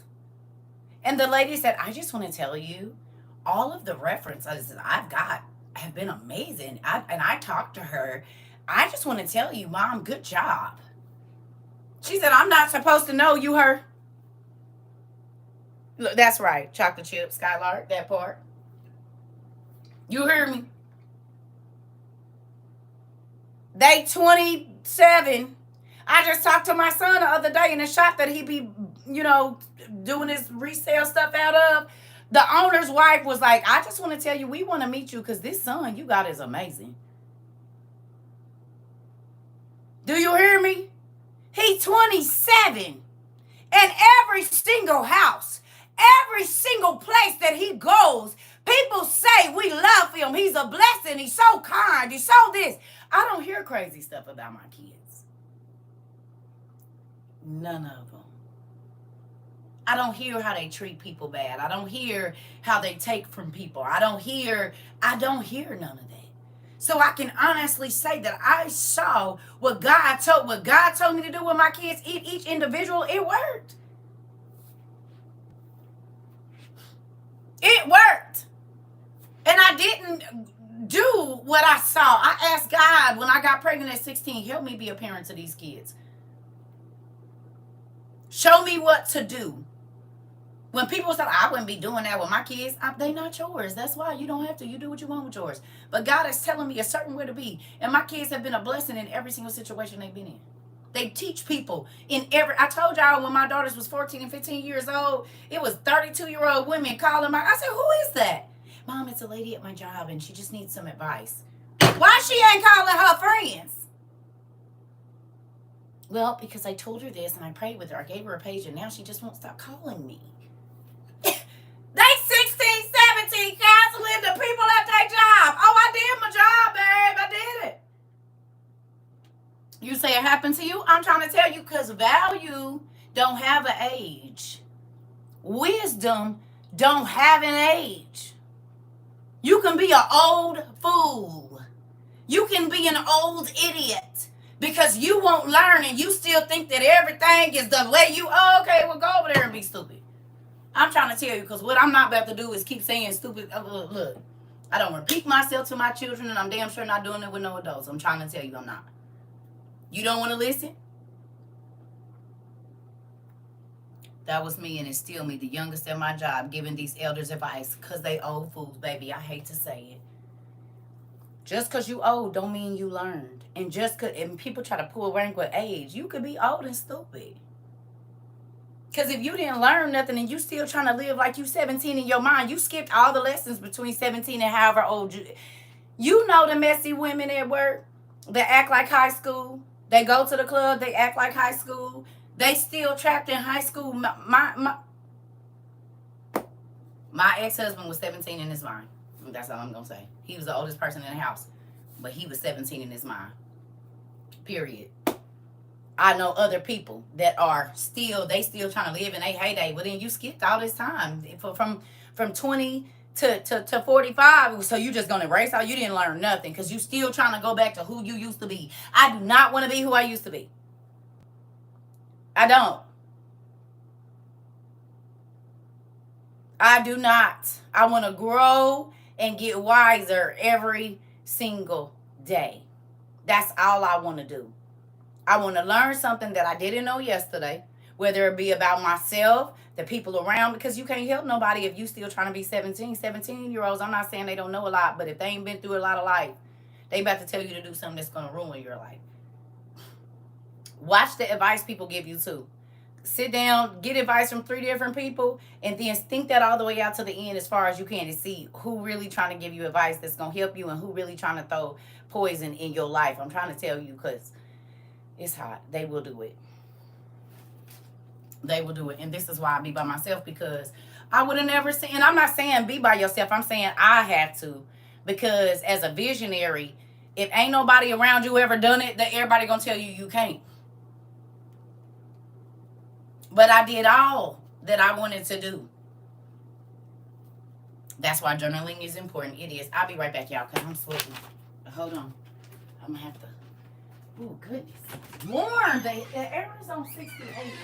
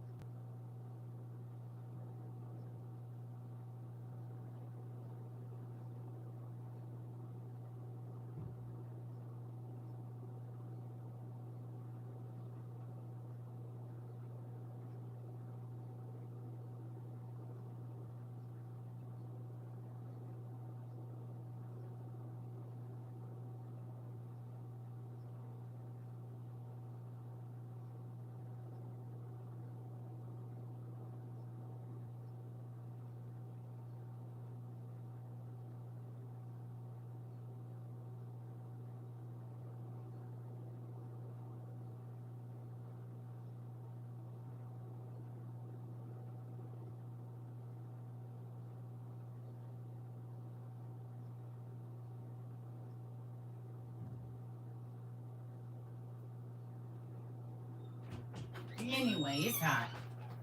I think I'm taking a day off. I was gonna take the day off, but mm, guess I'm not. Well, I'm taking the evening off, maybe. Flashbacks of Oregon Trail. I'm loving it. That part. And is. Listen. And I'm not saying beat the hell out your kids. I'm saying you better discipline them. My mom used to say if you don't whoop your kids, they gonna whoop you. I never have a day off. I know. I don't. Oh, Lord. Thank you. I appreciate you, Queen. Is you sending my soap back? That's what you doing? You sending your soap back because you want to different? Don't do that. I'm not doing that. I'm just playing with her. I'll get what later? I'm trying to tell you. I'm grateful for my kids. My kids saved my life, though.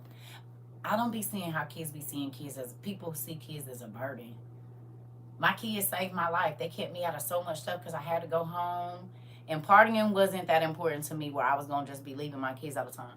I should have did that. No, I'm sending you my soul. Please give me some advice. I definitely will. I don't, girl, we learning together. How I'ma know? Hell, you the damn chemist. You need to be giving me tips. I was scared to send my stuff to you because you the dang person that went to school for all of that. Look, I didn't know what bar soap to send. I done took one out, put it in, like, oh, Lord. One is for skin and the other one's for body aches. Okay. Look, she the one to hold. Wait, I'm hoping folks don't. Listen, here. Tell me. You tell me. You said it was all right. Well, I can't remember. What color was your soap? Was it blue? Because some of them is stronger than others.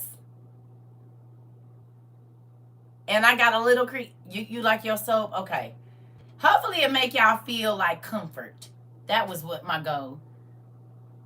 Since you opened my eyes to accepting me for me, I used to try to look at the world and wanted to see me. Blue. Okay. So you got like you got the honey bar soap, like the honeycomb looking soap. Did it have sparkles in it? Relax. I was messing with you. Your soap is fine. Thank you. I don't know. I don't know. But yeah, we got some more orders, so the purple book will be out. I'll let y'all know what day it'll be here. But what day it'll be here is not the day I'm sending them out because y'all expect me to stamp them and sign them. And now we going to get a letter in this one. I couldn't get the letter. It was a lot. But now that I know what to do, I'm going to type up a letter and I'm just going to put everybody's name in there. Like Benny Hinn them used to do. Y'all remember them? What was the other man's name? Oh, what was his name? Something Ministries. It started with an O. The white man. What was his name that they used to send the money in? What's his name? Y'all remember him? Before Benny Hinn, he was he was in Oklahoma. No, not Jimmy Stewart. His name was my auntie used to send money in to him. Not Olstein, no. This is like in the 80s. He was a mega pastor in the 80s. No. Oral Roberts.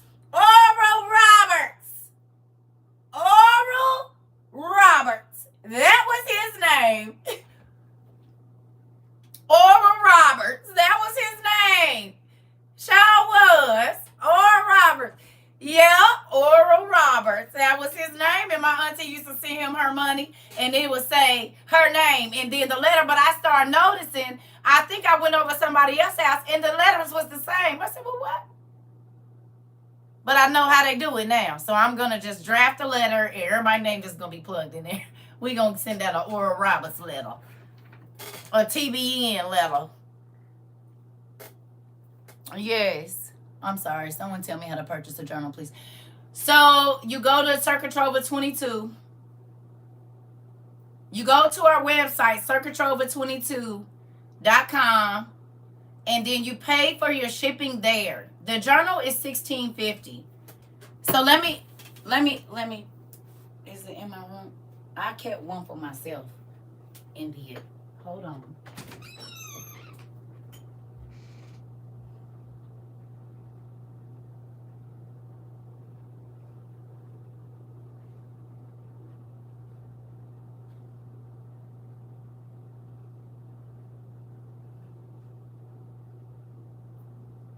Y'all got mold in some of my plants and I don't know why. I don't know how that happened. Uh-oh.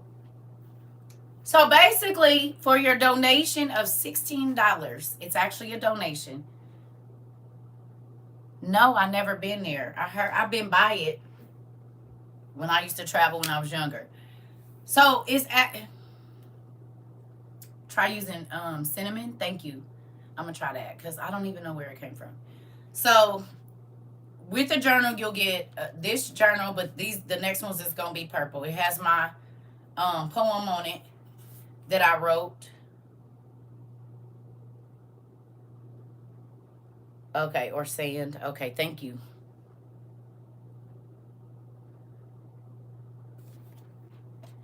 Y'all, why did this idiot come back over here and change their name to a weirdo name? You ain't got nothing else better to do. And then the fact that you have to announce your meat stick, that's how we know it ain't nothing. You over here talking to a lady that don't even care if you breathing. How dare you? Widow man. You ain't got to tell about your game. You just need to put it down. But we know if you got to put that word in your name, it ain't doing much. Billionaires, you don't know they billionaires. They don't tell people, they just be one, you know.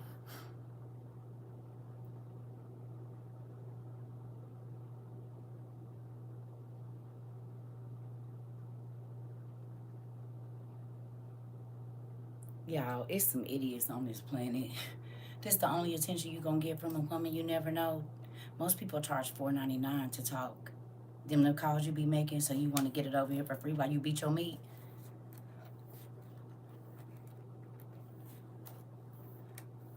Huh? You touching yourself right now? You like angry women, they turn you on, huh? That's why you keep coming back over here, because I believe I blocked you.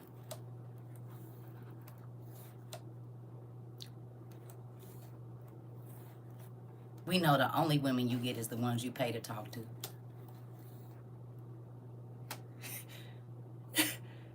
Go on and touch yourself in silence. Thank you. I'm going to hide you on the channel so you can finish.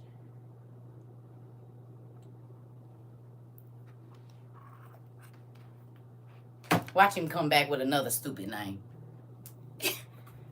Folks, it's crazy. What?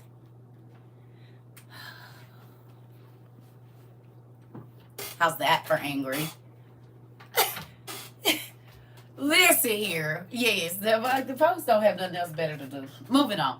Now, your donation, they better quit coming over here. You ain't got nothing else better. Go talk to somebody that want to talk to you. You acting like a white van person. Do we need to look for your white van? You got people tied up in your basement?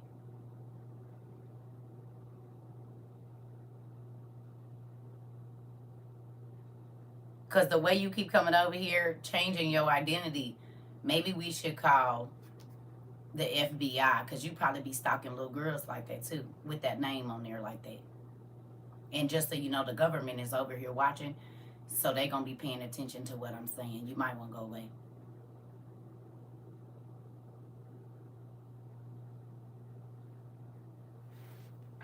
Now, back to what I was saying. You get a bar of soap, handmade by me. Only use it on your hands because I ain't no chemist. I'm just doing what I feel like smell good and feel good. Okay?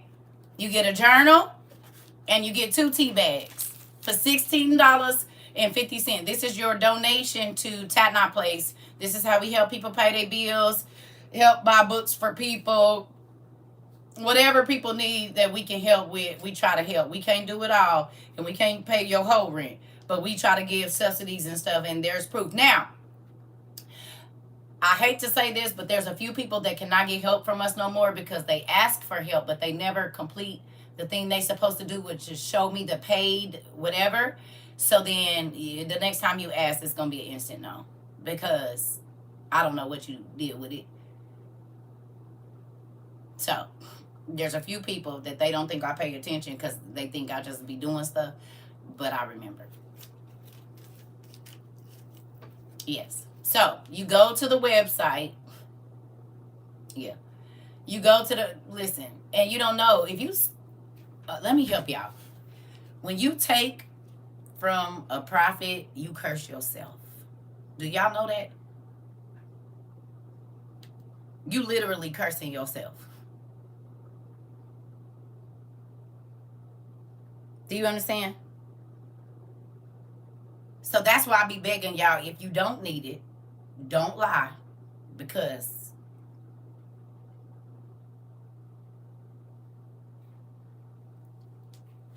you gonna end up making yourself out like in a worse situation. If you need it, we got you. You hear me? You said another nut, then answer. They just keep coming back as the same people because they ain't got nothing else better to do. I told you, some people so miserable. They don't get no attention. You hear me? They have absolutely no life. I don't know what to tell you. Just ignore them like we do all the other idiots that come in here. Let them talk to themselves, which is what they doing because we don't care. We don't care. Right. You understand? Listen, if the highlight of your life is to get under somebody's skin, you don't have a life. If the highlight of your day is to irritate a person you don't know, you feel about this small in your life. Do you understand? But when you study character and you study people, you understand that they be miserable. Because I'm not trying to do nothing but make everybody else's life better because I'm happy. Happy people don't want to be around miserable people or people that always think negative. And people that are always trying to get under a person's skin, it's because they live in a state of chaos in their own mind and in their own heart. I don't care.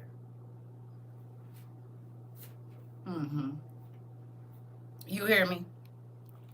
So when people come in here talking crazy to a person you don't know, that just shows that you're not you're not happy. It don't have nothing to do with me. You want to keep making YouTubes and whatever else, be weird over there.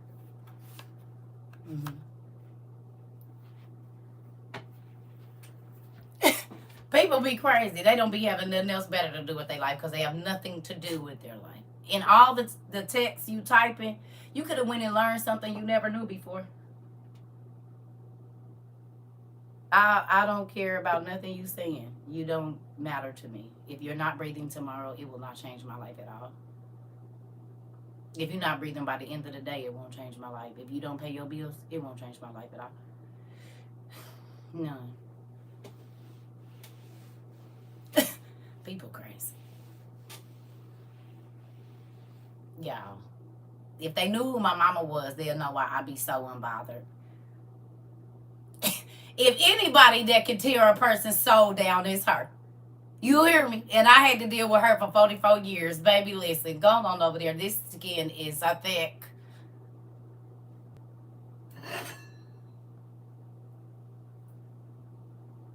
But again, when you hate your life, you want to make other people upset and hate their own. I don't give a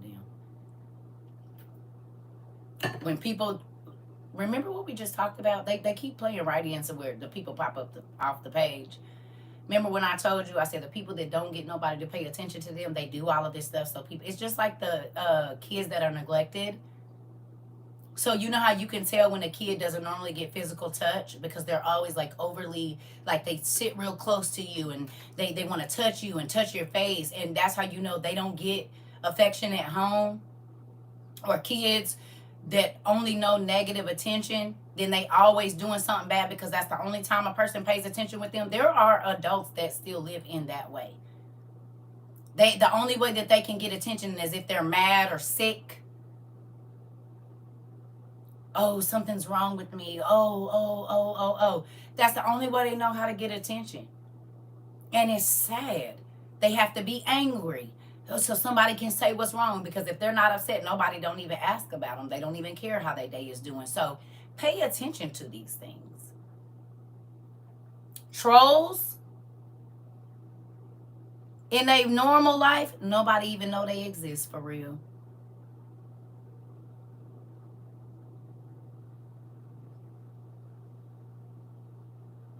And when they see people happy, it literally makes them sick to their stomach. I'm trying to tell you.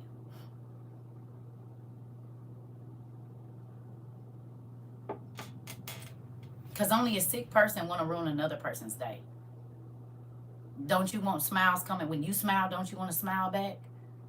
So if you smile and a person frowns, that lets you know. Do you hear me?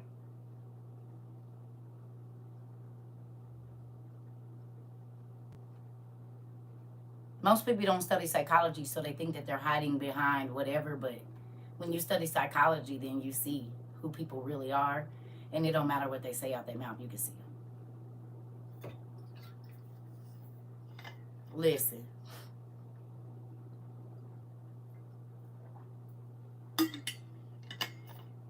I don't want negative attention. Or what is it, sympathy or whatever it is. B-O-E or A. No. They're more transparent than they know every single time.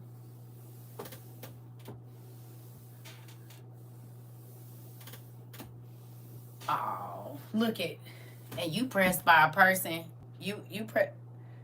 Lord Jesus, y'all, this person keep coming back, and you want to talk to a person that don't even care. You mad because don't nobody want to listen to you, and you probably got 3 degrees. Go away. You done came back 4 times or 5 times. I don't know who the hell it is, but you ain't got no life. Sorry, sir. How many YouTubes you gonna make? You mad because don't nobody want to listen to you? How many degrees you got and you ain't even got 2 followers? Poor pumpkin. You upset? You mad because nobody want to listen to you? How many people you got on your channel? None. So the only way to get attention is to make fake pages and come back. Boy, they be so, look, poor little Tank Tank, right? The only way you gonna get somebody to talk to you is to make another fake page. But again, remember I told y'all these books, they offend folks, especially men.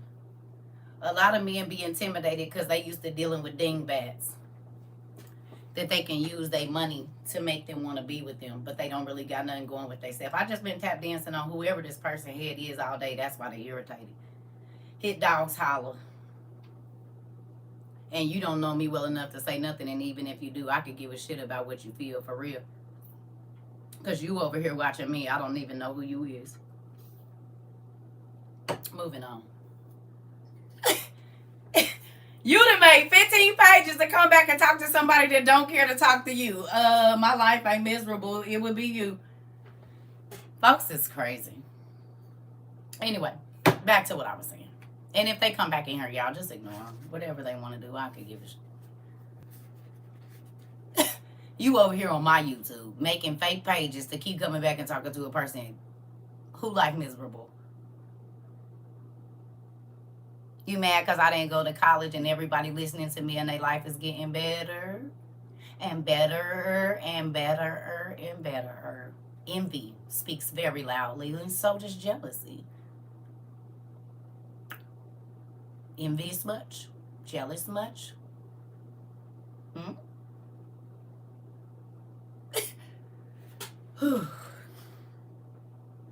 Anyway, back to what I was saying.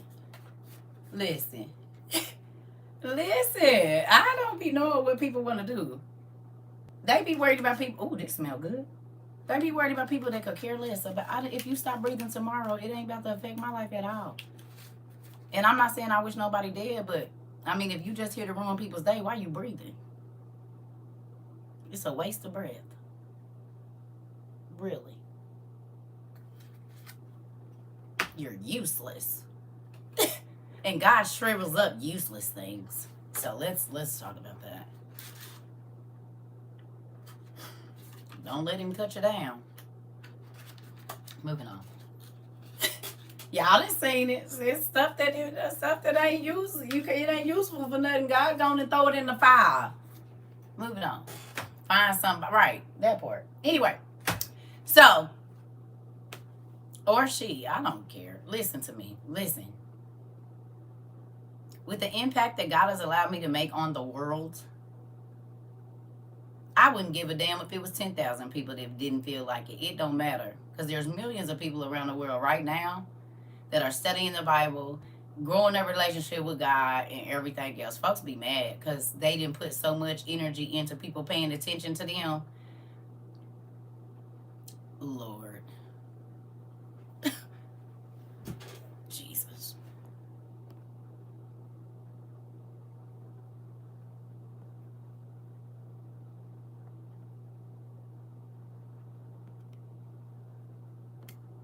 There you go.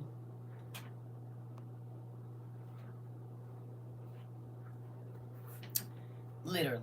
Would you explain righteous judgment? That just depends on what. That's a very random, broad statement. God's righteous judgment is He can see further than you can, and He know what's gonna go wrong. So what you don't think is good might not be, you know. My children will tell people in a minute. You watch your mouth around my mother. Yeah, he'll be back. Well, I went ahead and flagged him for some things that gonna make the folks look into him. So, amen.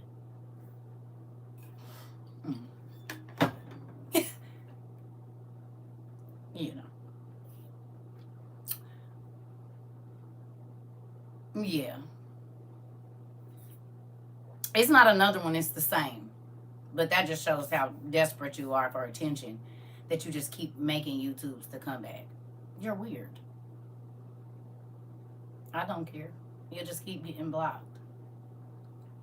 Because you pressed about a person that could care less about nothing with you. I don't care. Like, your life sucks. Well, you're right. Dedication to having a sucky life, I guess. If you only want attention from a person that could care less about you, that shows a lot. I mean, that just shows how miserable your life is. I could care less. Scrappy never gave up. The name fits, don't it? That part.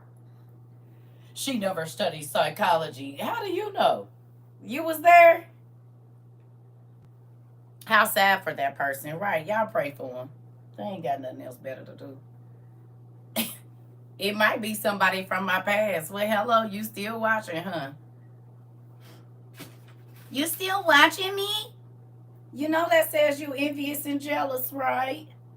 Because we study. We know what envy and jealousy look like. Anytime you want to tell somebody, don't listen to them. Don't listen to them. Don't talk to them. Don't follow them. You just mad because ain't nobody following you. When God, listen, it irritates. Listen, y'all.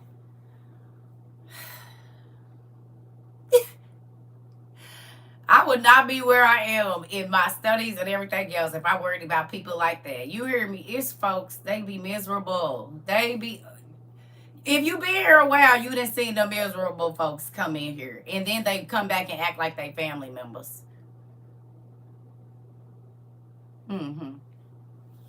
They act like they family members after that. But this is the thing. I'm happy. So what another person feels and what another person, I don't care. It don't matter to me. That don't mean everything I want don't keep coming to me. Do you understand? And this is why I was telling y'all what I was telling y'all earlier about just being yourself. Yeah. You hear me? Just being yourself. And being who God wants you to be. Because that is what's going to make you happy. Do you understand me? They said all kind of things about Jesus. He didn't care. He just kept doing his work. And when I stand in judgment, these people they can't put me in heaven or hell. So me listening or caring about what they say, that ain't doing me no good. You better live for what God wants you to do and understand. They can aggravate some spirits now. Listen, this is the thing. in your life, it's always gonna be some people that don't like what you're doing, or irritated, or jealous, or envious, or covetous. We just talked about this, and they did that person not pop up off the page. We just talked about folks. We just read about people that watch your life harder than you do. They can tell you your life better than you can because they watch it. I'm not worried about nothing. I'm not worried about how nobody feel or what they think I know. I don't care. As long as I know it, what does that matter? Very unbothered and unconcerned. Do you hear me? You're continually making fake emails to come over here and harass me. I don't even know who you are, and even if I do, I don't care to talk to you. So that just shows how you still watching and wanting to be in my life. Because yours sucks.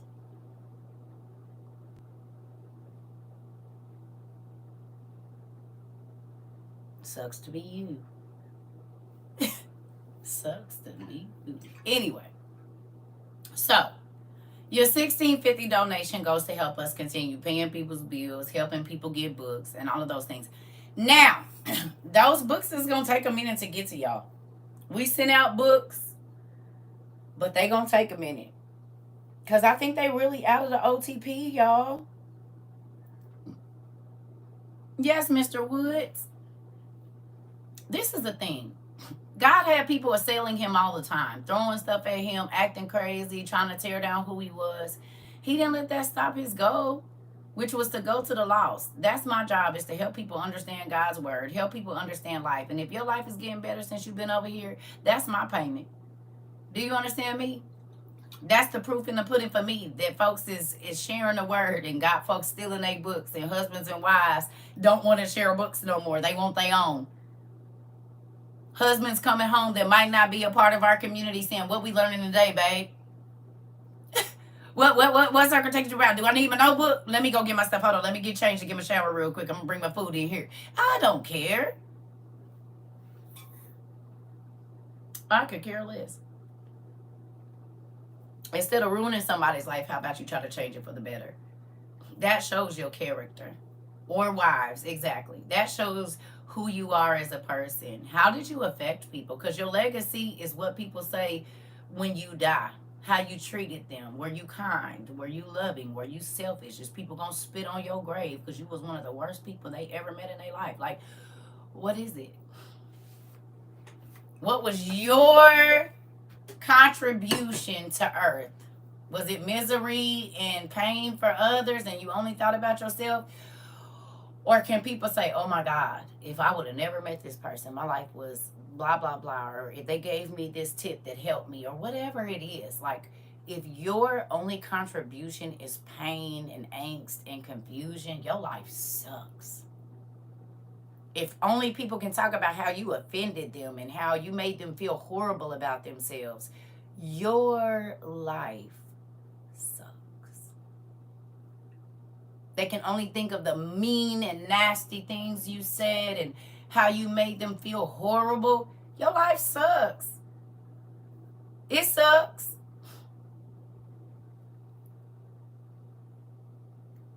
Listen, it sucks. I'm only trying to build people up and help them grow their life. That's it. And that's been me since I was a kid. I always wanted to make people feel better. Now, don't get me wrong. There were some times when I had to cut a nigga to it. Look, I was going to cut him to his soul now. Make him want to hurt me. But that's only when you done stepped on my toes so much I can't do nothing but hit back. You hear me? And it took me a long time to get there. But now I realize you don't even get to bring that out of me. Go away. You want me to be what? Angry because you miserable? Your life sucks. It sucks. Anytime you just want to make people feel bad, baby, your life sucks. And your mind stinks. Because you have to think nasty, dirty thoughts. And I don't mean sexual thoughts. I mean, you want to hurt somebody? And that's the highlight of your day. The Bible got scriptures. I see you, sir.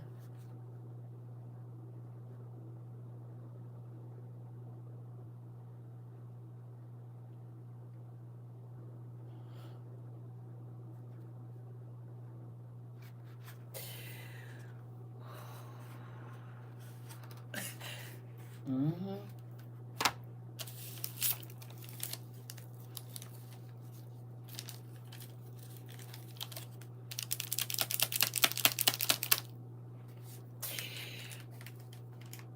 You want to keep me chunky? It's okay. I'll do it.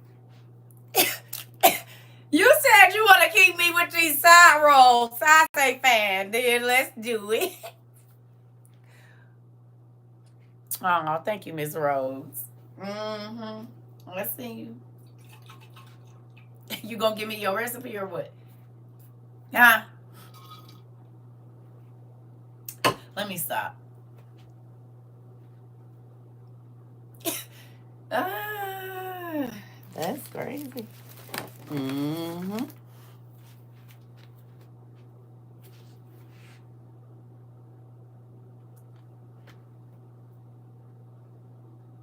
What does the tea help with? It don't help with nothing. Calming your nerves. I just be wanting people to feel calm. It's so much chaos going on in this earth. You saying that, Mama? She said, "What you blushing for, huh?" I will. I read it already. I know what it say.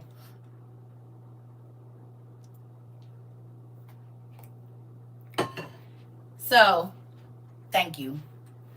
Um,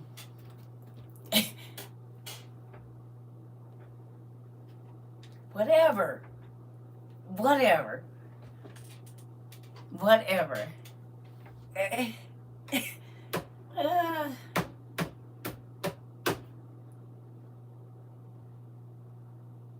I'll be right back.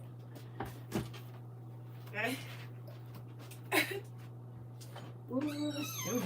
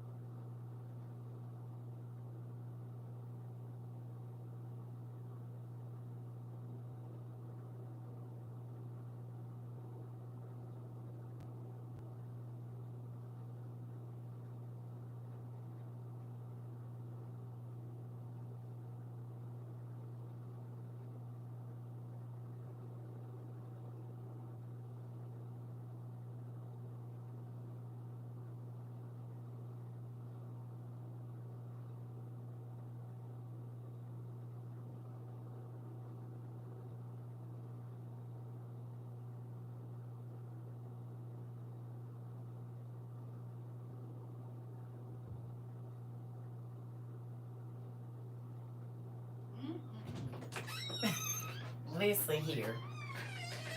God know how to come by and make you smile, don't he?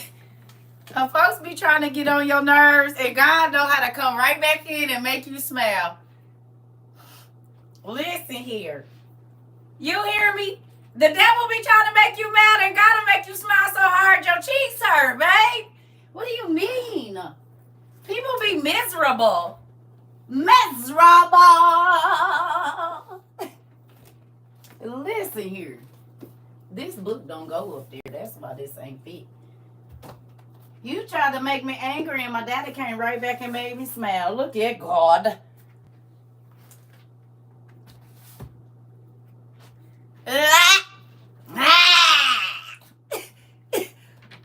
Made me smile so hard I had to get up out of here, and I'm trying not to smile right now. You said what now? Ooh. Now y'all see why I don't want to deal with people. I'd rather stay on my daddy's side because all we do is smile over here. We might cry a little bit, but we laugh until we pee. We clean our spleens over here, honey. You leave the miserable people on the other side. Thank you, sir. I appreciate it. And I'm sure gonna do it too. Mm-hmm. Why you wanna be mad all day? You wanna be angry? We ain't being angry with you. You wanna be mad. We ain't being mad with you. Like what?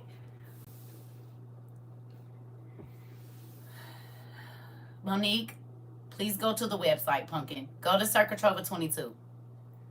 Just go to CERCA TROVA 22. You'll see it over there. The directions are over there, baby. You can read them. You're welcome. And it's going to be a minute because I got to order some more. And I think they take about a week or two to get here. So it's going to be a minute. Put your order in. That way it's already here when they get here. Yeah, it's going to take. These next ones are going to be purple, though.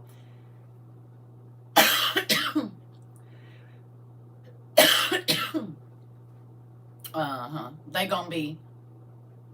gonna be purple. So they won't be green. Green was our first color. Purple is our next color. Has anybody wrote in their journals yet? Anybody wrote in them?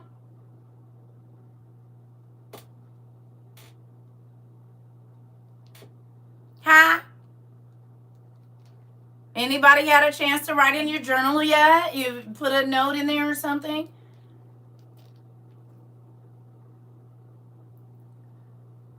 You was cherishing it, girl, if you don't get writing. You be having too much to say. Write all them smart comments down in your book, please, and thank you. I wrote about being here and how my life has changed. Come on. Aw, I love y'all. I'm about to buy the purple one to write in. And hilarious. Y'all are crazy. Listen, who's new here? I'm going to read my poem to you. I think everybody here has been here already. Oh, y'all, these nice. I must be getting further in my menopause because, listen. You new, Mark? You want to hear my poem? Y'all want to hear my poem? I wrote this years and years and years ago when God started changing my life. Okay, Roxy. Okay. I'm fairly new. I just tuned in a few months. Oh, you probably already heard it then. Okay, so this is a poem I wrote like back in 2000 and early, like 12, 11, sometime around there. Between 12 and 13, I think. Okay. Why is this not coming on? Do I need to charge it again? Oh, whatever. Oh, there we go. Whew. Okay. So the poem is called When Did I? That's what the poem is on the front of this journal. It's called When Did I? All right. It says, when did I think it was okay to trade in my skirts for skin-tight jeans? When did I think it was okay to trade in my late-night prayers for late-night schemes? Who said it was okay to paint my face and entice men who see my body and think of sin? To trade in conventions for new converts and new niggas for new converts. I'm sorry, to trade in conventions for concerts. On here it says new men, but when I wrote it, it said new niggas. Okay? It says new men for new converts. When did it become okay to laugh at dirty jokes instead of asking God to break the yokes? When did it become okay? When did I think it was okay to go to the club looking for new prey instead of asking God to make a way? Please, God, tell me, when did I think it was okay to just throw my soul away? That's it. That's all. Because that's what we be doing when we cheat ourselves, trying to go get stuff from people that we need from God. And I just wrote that because I was tired of just situations. Yeah. And that could apply to women too. I might make one for the women and put on a tight shirt or something for the guys. But in all reality, you give and give and give your soul and body to a person, and you give them everything you have, and they leave you with nothing. And then you got to crawl back to God, asking him to forgive you and all of this kind of stuff. Don't nobody got time for that. You said, wow, that's a mouthful. And true, yeah. It's called When Did I? When did I think it was okay to just throw my soul away? Because when you think about it, when you look at what the world has to offer you, look at the stars and stuff. They don't really get nothing. What do the stars really get? Because by the time they old and decrepit, like, they don't be having nothing. They be sick. Like, it be a lot of stuff. They had all that fame and all that fortune. And some of them don't. Some people walk past them and don't even know who they is. And it was a time they couldn't go nowhere and nobody didn't know them. So what the world gives you don't really add up to nothing. You hear me? Made me look at myself growing up. I'm trying to tell you. Trying to tell you. What the world say is valuable is not valuable. I don't care what nobody say. I didn't look. I didn't have it. And I still didn't feel whole. Yours, I think yours might have already been sent out, Miss Moore. I gotta look and see. Yes. When did I think it was okay to just throw my soul away, honey? And that's what you be doing anytime you take anything the devil is offering you. That poem is me. It was me too at one point in time. Yep. And that's when I started saying, okay, I don't care what the world say. God, what do you want me to do? How do you want me to look at situations? If you ain't giving it to me, I don't want it. In real life. Yeah. You said that was definitely me. Well, I didn't know when I was writing it for y'all, me, I was writing it for y'all too. But if if you identify with it, because you have to think about it, the world tells us that sex is valuable, right? Or having a whole bunch of men, or having a whole bunch of women, or if you can make a person feel like this, that you did something, and actually it's the opposite. It's actually the opposite. You feel less of when you, or less than when you spread yourself thin, or excuse me, continually give into a spring that's not keeping you hydrated. You can give and give and give into a relationship that God don't even want you to be in, and by the time it's nothing left, and God has to replenish you because that person won't, that job won't, that situation won't. You hear me? Because this world is about taking. This world is about getting everything you can without giving anything, or giving the bare minimum. When God is saying, the more that you give of good things, the more good things you're going to get back. So that's why I say, when people come in here talking crazy and they attack me, I don't care about your words. Because what you don't understand is, if you already, excuse my language, feel shitty, the moment you come in here trying to make me feel crazy, you're going to feel 10 times worse than you did. Because you only get what you sow. And when you sow crazy and unkind words and irritation, you just get more of that back. So look to be irritated. This is why trolls be trolls so long and they just get worse and worse, because they still don't realize that they're the reason they're unhappy. They're the reason that they're irritated. It's their horrible thoughts. And whatever you sow into other people's lives, you get that back. You want to know what's crazy? When God started blessing and when I went viral on here, instantly, even before I started like the company, I thought about all my friends, and I'm here to help you feel better, and you do. I started giving to my friends and people that I knew was in need. As soon as money started, like when y'all was sending me out them cash apps when I first started and the money was crazy, I instantly was thinking about people that I knew that was in help, and I was just sending people money.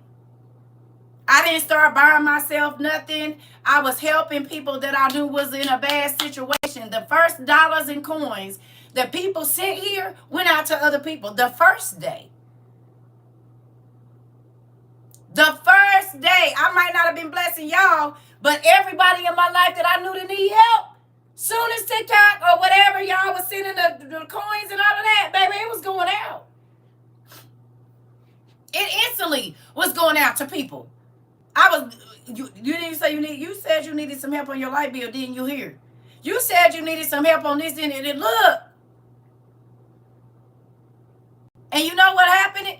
Y'all started sewing. Y'all started helping me buy books for other people. Then people started having situations. Y'all, that's why we had to get the thing, because people was getting $2,000 and $3,000 over here. They'll say a situation, I know, because some people was telling me, I cannot believe that this blah, blah, blah, blah, blah. People was getting money, and then it started to where people was just coming in here to ask for money. So that's why we got our thing. You don't ask for money. We have a place, and God will lead me to who to help and who not to help. He do it every time. But with that, it's been 2.5 years. And you know what we still doing? We still giving. We still buying people books. We still buying school supply. We still able to help out in emergency situations. We are still helping people get whatever it is that they need. And it might not be a lot. No, we can't pay your whole rent, but we might be able to give you a couple $100 on your rent if you about to be evicted. Like, you got a notice. Okay? And then people be trying to make up notices. I'm like, y'all got to stop with this. Stop. Stop. We know scammers when we see them. Okay? Okay? It's been 2.5 years. We still helping people. We still buying books, no matter how much they cost. We still doing the same thing with no government funding. Every single thing that we do here is generated from us. And I do not take the biggest cut. I take the smallest, I guarantee you, because that's why my car is still where it's at. Sitting. You heard me? But I'm okay, because what do I need? Because I have to beat y'all off with a stick for not sending me stuff. Don't buy me nothing. Buy something for, and that's the thing now. Because now, y'all buying stuff for each other in the community. How many people have received something free of charge from somebody else in the WOI community that you never met? You never met in person. Maybe you FaceTime or whatever, but you never met them. How many people have received something from somebody you never met here? If you got books from us, you receive from a whole bunch of people, because people will send in $1 to whatever number to make sure you got books. You said even petty gifts and half.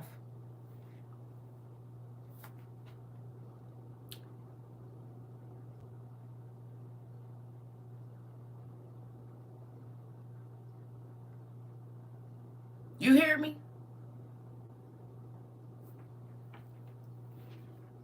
Ooh. Excuse me. You hear me? Some of y'all friends and families got blessed because of the people here. You might not have needed no help. Maybe you sent somebody here to get help, and people in your family. Now, we can't help everybody because we don't have a set number that come in every month and all of that. But let me ask you a question. There's some folks in here that their families received blessings from us. You might not have needed the help. Y'all, now they done came over here. What the hell? Y'all don't be having nothing else better to do. Hold on. They done came over here, y'all. Lord Jesus.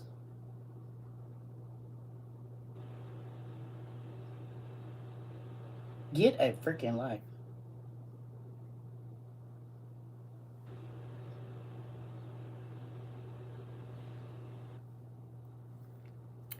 Listen, and I don't care. If you got time, I got it. I keep telling you, people be wanting. No. Listen, there are people that I don't talk to no more. And I'm trying to tell y'all. Y'all done seen people do it. Okay, who remembers me telling you people think that if negative information is the only way that attention that they can get from me, they'll take it? Because I don't mess with people. Do you hear me? Do you hear me? I told you, it be people. They be wanting my attention and I won't give it to them. Listen. Want to be seen and heard so bad. You done created 4 over here, and now you back over here. And they'll be back. And now you see why I don't too much meet people in person, because they be weird as hell.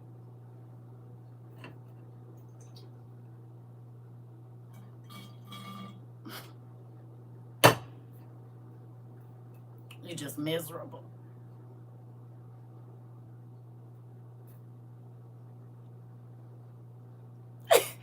Just crazy. Heavy on the weird. I'm trying to tell you, listen. You ain't got nothing else better to do in your life.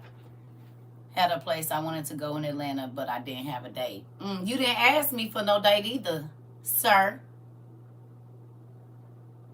But don't. Right? You might not even been talking to me. Let me be quiet.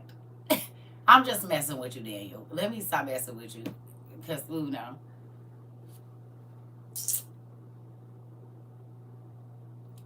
Insane in the brain. It is. I'm going to quit messing with you. Let me quit messing with you. Let me quit. Because if it costs for me traveling, let me quit messing with you. I'm going to quit messing with you. Baby, stop.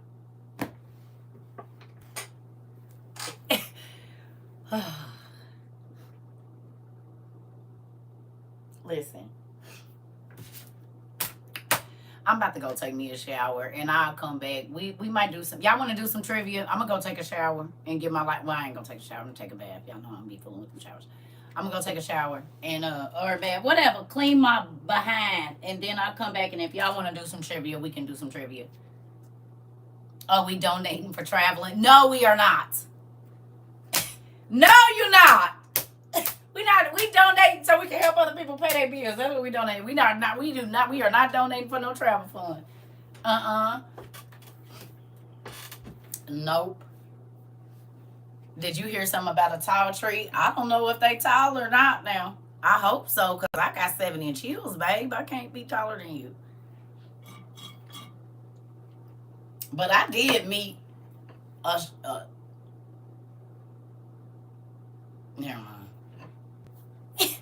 never mind. Never mind. CERCA, Queen says CERCA ain't coming to visit nobody before she visit me.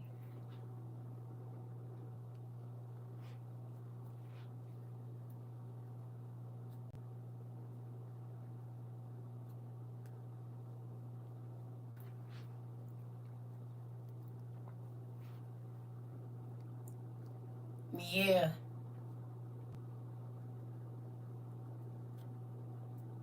You was not coming to Atlanta, Daniel. You was wanting me to drive 3 hours. Stop it. Don't get in here talking crazy. I remember the messages. You wanted me to drive to you, and I was on vacation. I didn't take no car with me. I flew, and I didn't get no rental car because I was riding with somebody. I can't ask her to drive me 2 hours now. You said, well, Queen, I guess we doing a meet and greet. I'm about to go to the bathroom. I'll be right back. I gotta go. I keep getting sweaty.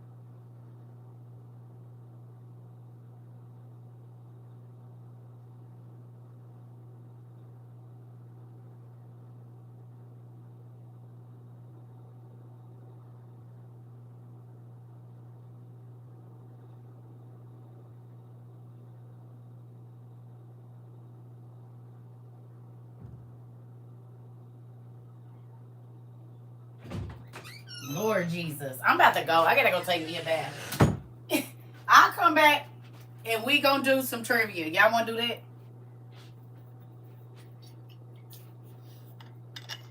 Everyone should come to Michigan. My daughter trying to get me to go to Michigan for our family thing. I said that'll be crazy. Your niece. He's trying to get us to go to Michigan, somewhere up to some water or something. I don't know, to take the grandbabies. Listen, yeah, I'm about to go. See you later, Pumpkin. I'm about to go get in the tub, y'all, and then I'll come back. Give me a couple hours or hour or so, and we could do some trivia. So real quick though, who was in class yet last night? I asked you on my 4 days off, how much longer you gonna be there? You said, stop talking about our business here, Daniel. It's too much. You're letting people in my business, and these people is gonna be in my business. Send it to my messages. You already know how these WOIU people is. They is watching everything you say. Stop it. You already know how they done ran off 4 other niggas. Now look here. That's why we divorced now, right? You got too many people in our business. Listen here. He just put his stomach. He said, other men just know I've been talking to her. Stop. I know y'all got the popcorn, Coco. Everybody like, what'd he say? What'd she say? What did he say? Screenshot. Let's stop it. You said Daniel was not going to let you hear the end of it. I get it. I'm not throwing you in the trash. Stop it. You ain't even asked for my number, I don't think. You doing all of this. I've been knowing you 2 years. Sir, you ain't even asked for my phone number, email, or nothing. I don't even know what you look like for real. Send me a picture. How tall is you? Daniel said, I'm about to look here.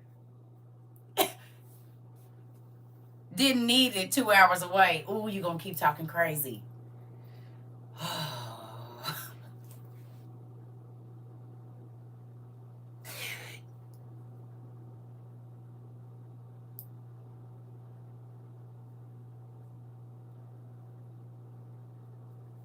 Odell said, my man. He said, I got a rebuttal for everything. Stop. He's very handsome and nice. You met him before?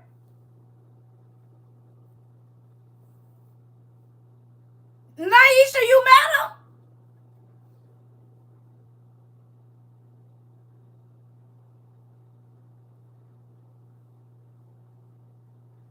You seen him in real life? You said you think I would like him. I said, have you met him in real life? Also, y'all did meet. So there was another WOIU that I met. He took you to dinner. Well, wait a minute. Why y'all? Hold on. So you didn't already took her to. Wait a minute. So you fit. I don't date people that my friends didn't date it.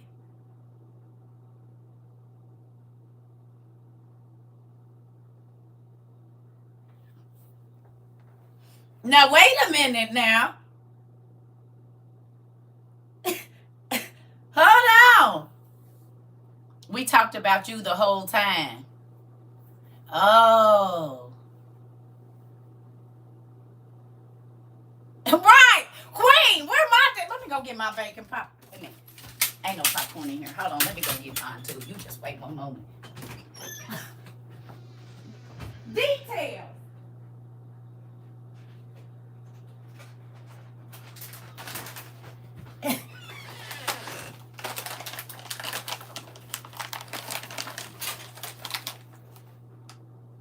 And yes, it got bacon in it. Thank you, Hot Model. Let's go. So what was y'all saying?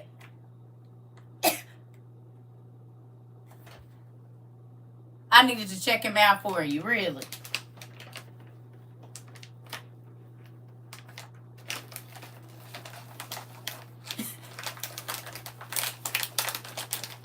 So what else happened? Right, where y'all go eat at?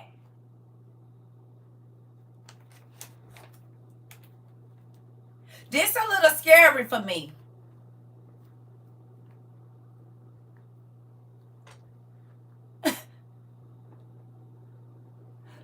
Right. Can I be honest with you though? This one I don't tell people who I'm interested in, because folks be trying. I love you and I know you was doing good, but this is why I never told my homegirls who I was dating, because they always just ran into them. I know you was doing a good service, but this is why I didn't. I'm for real. Wait a minute now. I'm just messing with you. I know you was trying to, but this is why I didn't, because folks be doing it.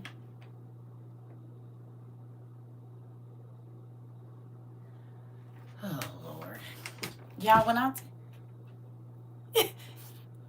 tell you this person come back, they done came back as Commander H.D. Wang.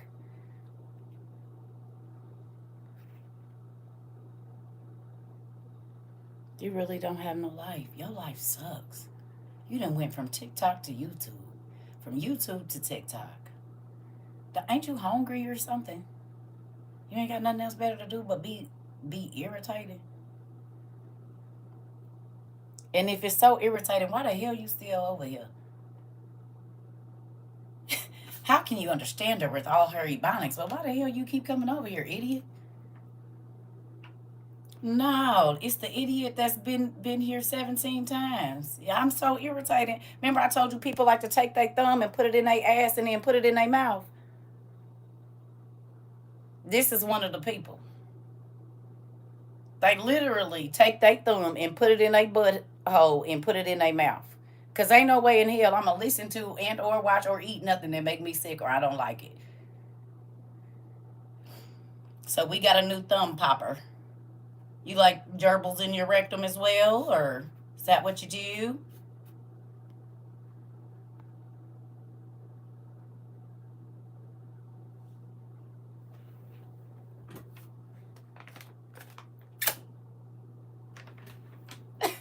We over here having a good time and you an idiot.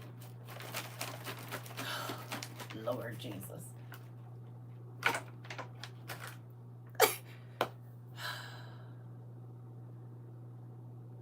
Monica, because anytime you irritated by me and you keep coming back, you like to stick your finger in your booty hole and put it where it shouldn't be. That's the only thing I can think of. This person talking about something and I feel if they you like irritating yourself, you weird.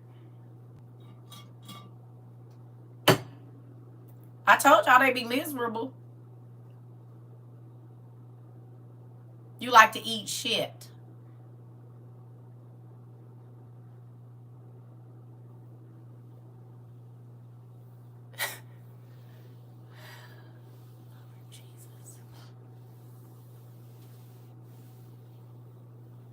E. coli kisses. Come on, that's what we gonna call them, KP. Good job. They like E. coli kisses. And dude, that's what we gonna call them. E. coli kisses that make you shit. You like mono. That's what we gonna call them. E. coli kiss people from now on. If they keep coming back, they like to eat E. coli kisses. Smell your top lip. Let's see how it's doing. Because you all in people's business that you like smelling.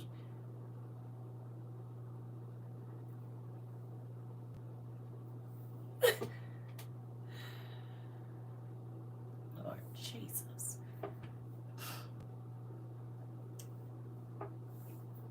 E. coli kisses. We have some of the greatest comebacks over here. I promise you we do. Listen here.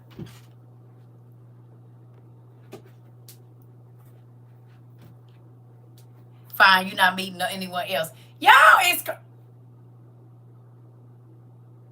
Naisha, if you do not stop out, Naisha Marie Jules, I was giving you a hard time. Girl, you gonna have to get thick skin now. I'm just playing with you. Thank you for checking him out for me. You was looking out for me. I was giving you a hard time, girl. I kind of figured that. I think y'all had said y'all had met before. You mentioned it to me before that y'all had met. You all right? Yes, her name is Naisha Marie Jules. That's how you know you're in trouble. I was giving you a hard time, Pumpkin. I remember you saying something about y'all had linked up or y'all had met before. I didn't know the whole details. I didn't know y'all had. If I offended you, Pumpkin, I didn't mean to. I was just messing with y'all. I know, y'all. Oh, listen. I know. And I remember they said that they live. Don't y'all live in the same city or close to each other? Remember we talked about this. I'm giving you a hard time, Pumpkin. Don't y'all live in the same city or close around each other? Y'all told me this before. Then we talked about it, babe. You good. I'm just messing with you. Did you leave? Don't y'all live in the same city, like South Carolina or North Carolina or something? Huh?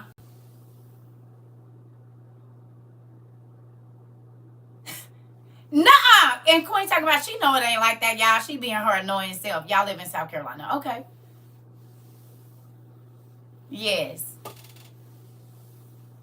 But I remember y'all telling me y'all met or something. Because that's around the same time or a little bit before Queen them had met up. It's a lot of y'all that have met up. That's okay. And I could have been in Metro if I was doing these meet and greets. But as you can see, people is crazy and I never know who's going to be there. Y'all 30 minutes away? Okay, that's right around the corner. That's on the going to your grandma's house. Exactly. So with that.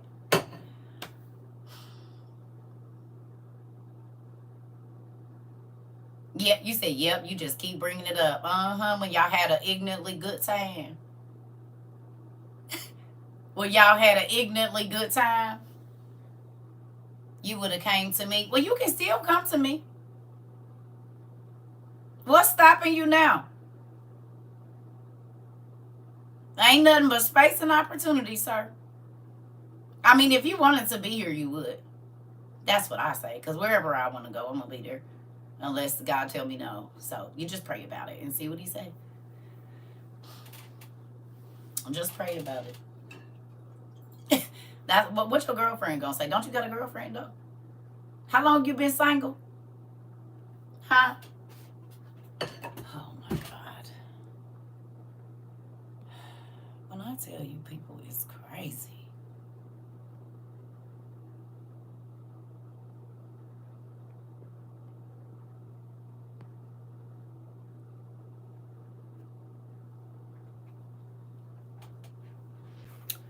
I know, I just keep blocking them. They ain't got nothing else better to do. Do you see what happens when you ignore people? It makes them so irritated, it'll consume their whole day.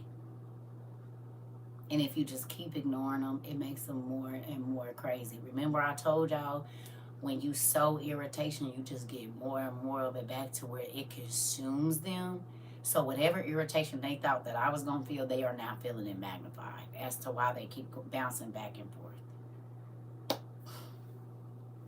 You hear me?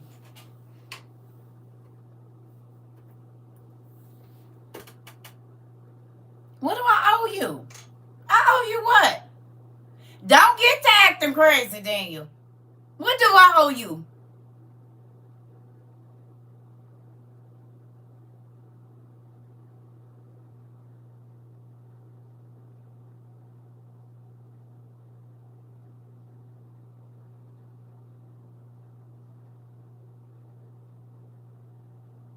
Hi, Mr. James.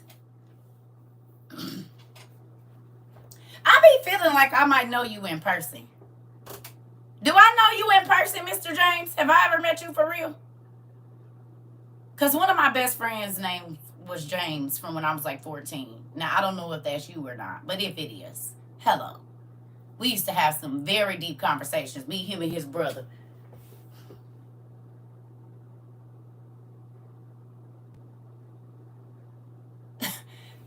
Daniel, be quiet.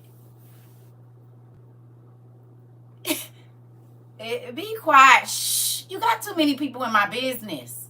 I told you, nobody is even going to know. If I do date, nobody ain't even going to know. You been here long enough. You love me? Everybody do. No, I'm just playing.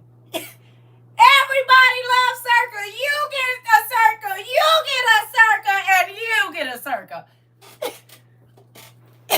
Everybody love me. No, I'm just playing. Hilarious. I can be whoever I need to be for the people. You hear me? You get a circle and you get a circle. Oh man, let me quit messing with y'all. I'm about to go take me a bath. And when I come back, get your Twitter fingers ready. You said we used to work together, Mr. James. I grew on to you. I grows on a lot of people. I ain't everybody's cup of tea at first until you keep sipping. And then by the time you get to the end of the cup, you want another one. Oh, you at work? Okay. Listen. You said the Aquaman suit better fit. Listen here. Just keep on sipping. It get better as it go along. Listen, some of y'all didn't love me at first. I know it. And you love me now. Then I told you. I said I grows on folks to the point where when they don't see me, they be trying to figure out what's wrong with their life. I know what it is. I ain't had my CERCA fixed today.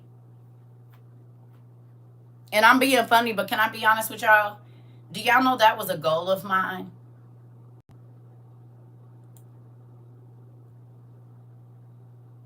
You hear me? Nah, you was auntie from day one. Kayla! You hear me? This is the thing. If I haven't imparted anything into y'all, you know what I want to impart in y'all today? You said she like a tick that won't go away. Petty. Listen. If I can't impart nothing into your life, it is make yourself so valuable to the people around you that they feel your presence. They feel your absence. And not in a way of, oh, you're going to feel my absence, but you know what I'm saying? Have so much to give to everybody around you that they look forward to seeing you every day. Don't be the person that you be like, oh my God, I don't even want to answer the phone. I don't want them walking by my desk.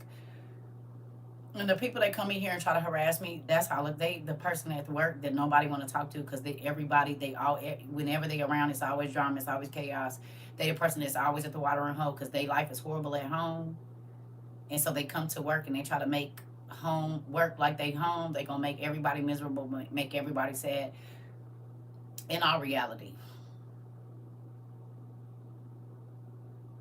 you said I can't run to the church, but I can run to you. Oh, pumpkin.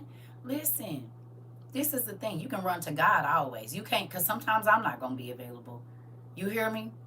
But listen to me. God want to make y'all lives better. He wants to teach you whatever it is that you want to know. He wants to teach you about people. He wants to teach you about everything. You hear me? But if you are valuable to everybody around you, the quality of your life grows. Do you hear me? I get a few at work that are the latter drive me nuts. Yep, but God is teaching you something. Okay? But do y'all hear me? Be valuable. Don't be expensive. Don't cost people things. Don't cost people their happiness. Don't cost people their joy. Don't cost people... You're right. I get a call every time I don't show up and they say they were looking for me. Come on, pumpkin. You want to add and not take away. And if you are taking away things, it's things showing a person how better their life could be if they remove this thing. That's something. Quality over quantity. Come on, Ty. Come on. Quality over quantity. All day long. All day long. As we can see, quantity is everywhere. You can see folks that look exactly alike. They talk just alike. They're not saying nothing different than nobody else is doing. Or they're trying to ruin somebody's day or make somebody feel bad about themselves. You be the odd one out.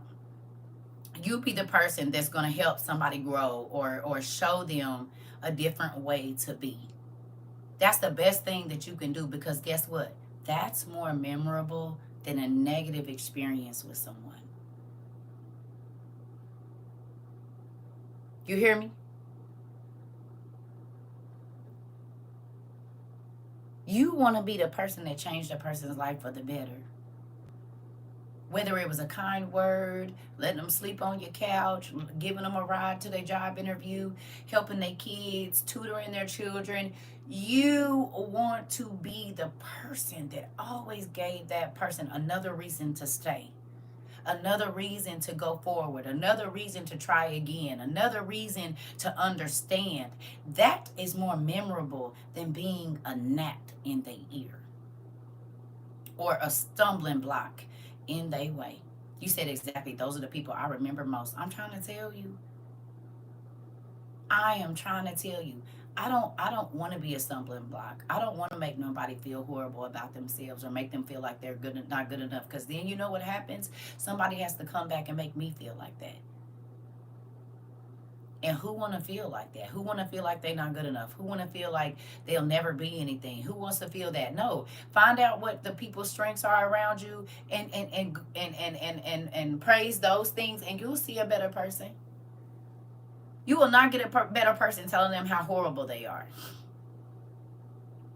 But pay attention, okay, at their strengths and the characteristics in them that are amazing, and you expound on those, baby, you will get a whole different person out that person. I'm trying to tell you. Instead of keep telling them, oh, you're not doing this right. And then you have to think, are you a teacher? Because just because you have to learn how to explain things so that other people can get them, not just you.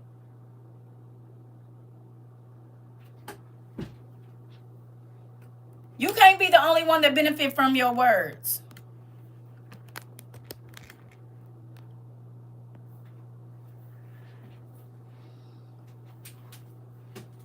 And then you get frustrated, but do we add or take away? It depends. If it's a negative thing, then you want to try to help them understand without making them feel horrible about why they don't need to be that way.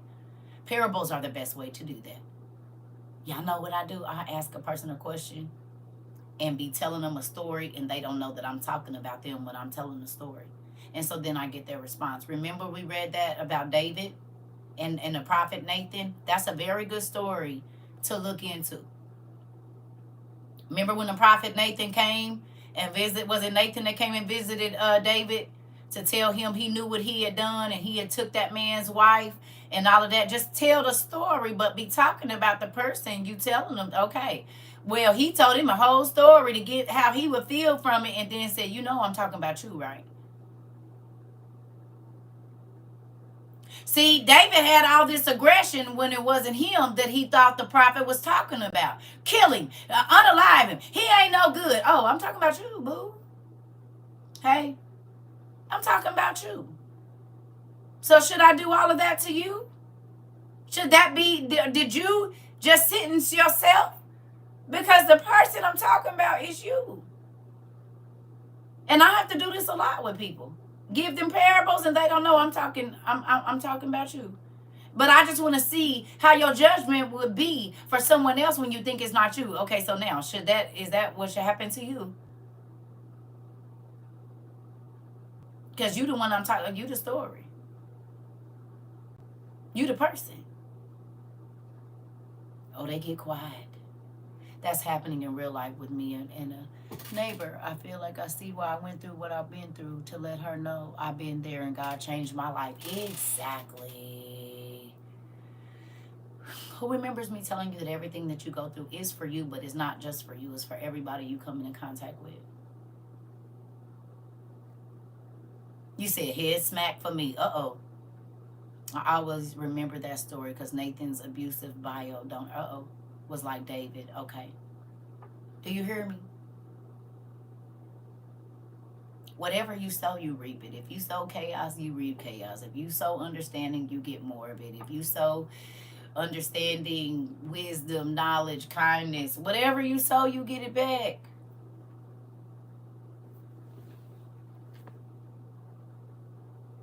Yeah, he did. His baby died. The baby that he pregnant that woman with, the same thing that what's his name? What was her husband? His name wasn't Uriah. What was his name? Bathsheba's husband, when he had Uriah's parents had to lose their son, their baby. And David and Bathsheba lost that baby. That baby only lived a couple months. And David had to watch that baby die. So he felt the same pain that he made Uriah's mama and daddy feel. And they had a longer time with Uriah. Uriah was grown and had a wife. David didn't just cause Uriah or Bathsheba pain. He had brothers and sisters, cousins, grandma, uncle, daddy. And you betrayed him because you was his friend and tried to get him drunk and tried to pass your baby off as his. It's plenty of niggas that done did that.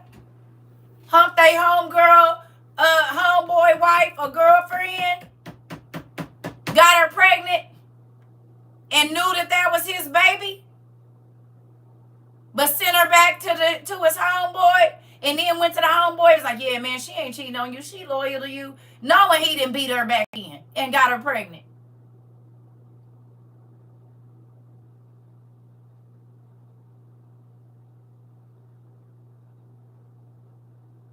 And got to look at his child being raised by his best friend.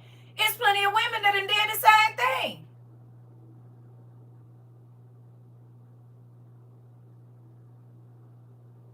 And then that guilt start to eat them up, so they try to start distancing themselves away from the situation, making up stories because they're guilty. Still happening today. She get mad, go confide in your homeboy, he beat her back in and get her pregnant, and then she come back to you, and then you beat her back in and don't know that that's his baby, not yours, or vice versa. And I'll counsel you about the relationship while screwing your partner, baby. I done seen some folks. Yep, I told an acquaintance that his best friend got his girl pregnant while he was locked up. It's not a game. Happens all the time. People are grimy. And this is why, all jokes aside, nothing to you, but this is why most people, if I'm dating, you will not know them. You will not know them. My friends and stuff, like when I got married, I told you, nobody, when I first got married, I used to put a picture over my ex-husband's face. When I would post us together, I was whole married. And family was like, why you don't ever show his face? What you need to see it for?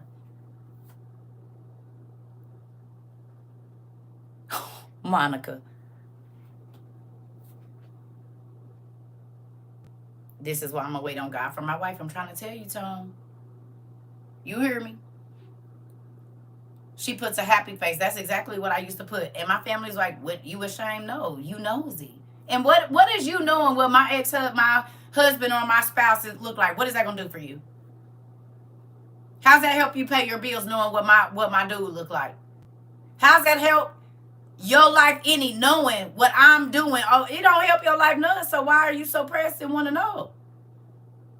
You want to know because you messy. Because I could give a damn what your husband look like. And I don't care what y'all doing over there because it don't change my life none. Oh, she must be ashamed. No. I just know how messy people do. And like I said, when I first got married, the guy that used to be the bouncer at one of the clubs I worked at, me and my husband wasn't married 7 days. Listen, I just found out my bio dad, who was actually my aunt's ex-husband. Wait a minute. What? I know these stories too. Listen, I just found out my bio dad, who was actually my aunt's ex-husband. Me and my cousin share a dad. Crazy. I'm trying to tell you, and they hide them secrets, honey. They hide them. They hide them. I'm trying to tell you, baby. See, y'all forget, I'm a counselor. I'm a counselor. People have came and told me some stories, y'all, and I be having to have my poker face. Brothers and sisters got babies. I'll be like, oh, God, okay. All right, I wasn't expecting that. No, go on. I'm listening. I'm not judging you at all. Go on. I understand. Go. Y'all will not believe. I'll be like, oh, my goodness. They wasn't biological brothers and sisters, but their parents got married. And they was dating secretly behind the parents' back.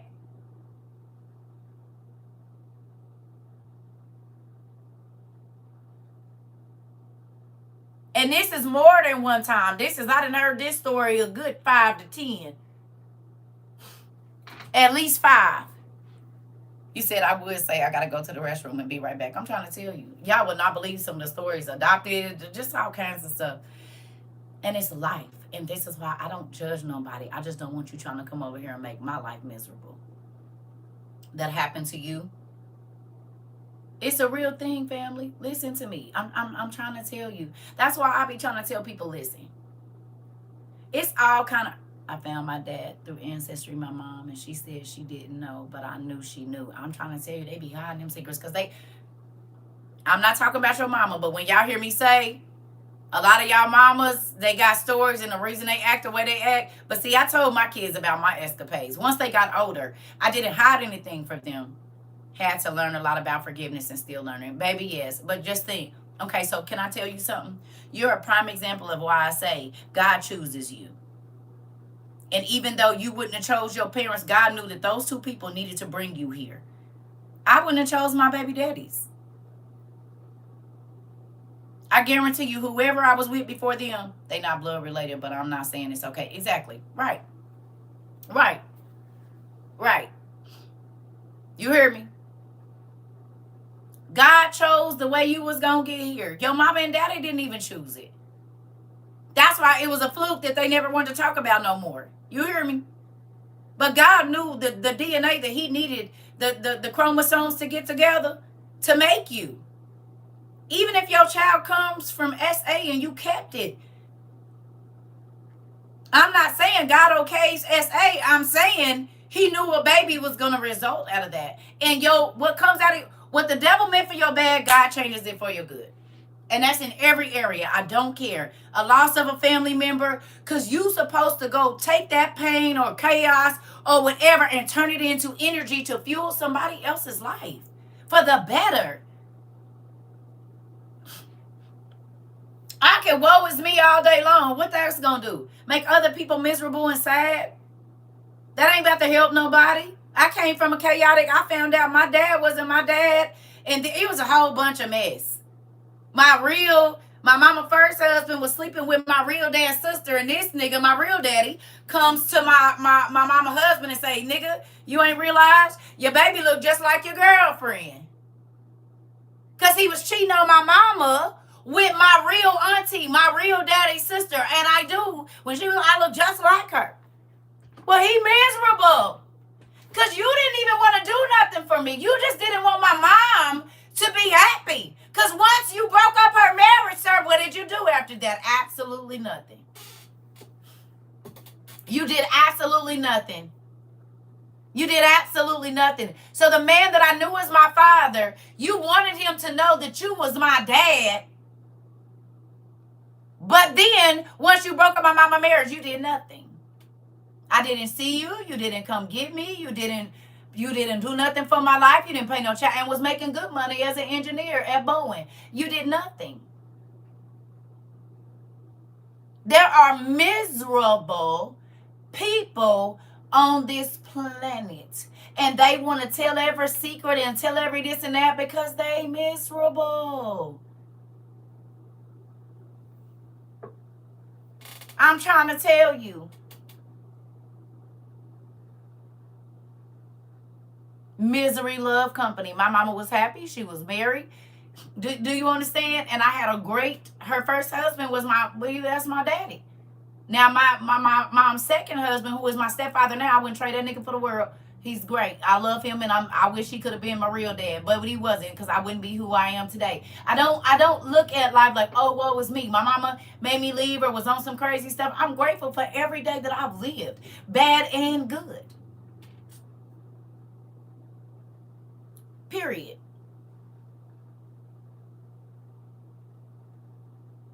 Every horrible experience, being homeless, living in my car, living in a hotel. I don't care. I don't live there no more. I'm not in that situation no more. I'm nothing. So why am I still letting it ruin my life today? Maybe, yeah. I didn't know who I would be if I didn't go through the thing. I'm trying to tell you, why is folks wearing it as a woe is me? I use it to help other people that's in them situations. And then if the devil can keep you looking at your own pain, you will never be able to help nobody else.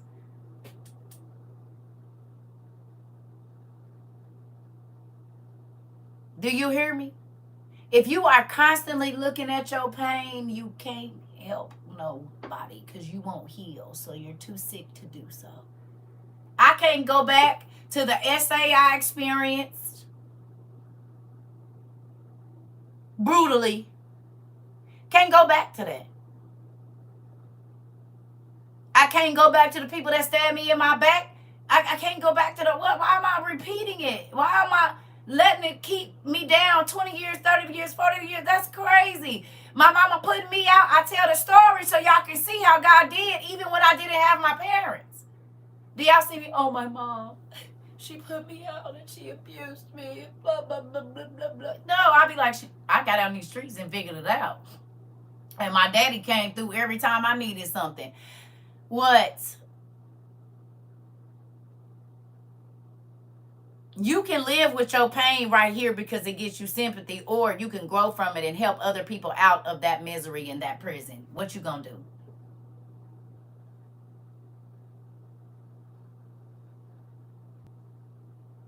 I can let the fact that I don't talk to 97% of my family on my dad or my mom's side stop me. No. Oh, I don't have any family. I don't have any. So I make some. I met y'all. Now I got all kind of cousins, nieces and nephews, grandmas, aunties, uncles that actually care if I'm okay or if I'm sad. Y'all can see it in my face. My family used to let me be just out here bad and laugh about it. Do you hear me? But now I got people that be like, you said you want us to do what? You said you need something. Did you cough too loud? Do you need us to send you some medicine? Your fingers is bad. I got some ointment. I'm going to send it to you. What? Why would I keep going back to people that want me to be destitute? And I'm talking about even before y'all. God sent people to bless me, and my family used to be mad. I wouldn't give her nothing. I wouldn't do nothing for her. Good thing she ain't waiting on y'all. And they would say it to him. Why are you so mad that I'm helping her? Why are you so mad that I bought her kids this or that? Well, I mean, my family will get these people's numbers and call them and tell them, you shouldn't do nothing for her. All the while not trying to help me in whatever I needed help in, or tell me to call, and they ain't going to do nothing just so they got something to go run and tell. Listen, baby, this is why I depend on God and our people. I'm trying to tell you. God showed me. And Jesus said, who was my mother and who was my brother? If they ain't trying to worship Christ and about my Father's business, that ain't my family. And I got a new mama. You hear me? Jesus said himself, who is my mama or my brother if they not trying to go the way I'm going? That ain't my family, because they going to have me in some mess. Going to court against what God... Gone.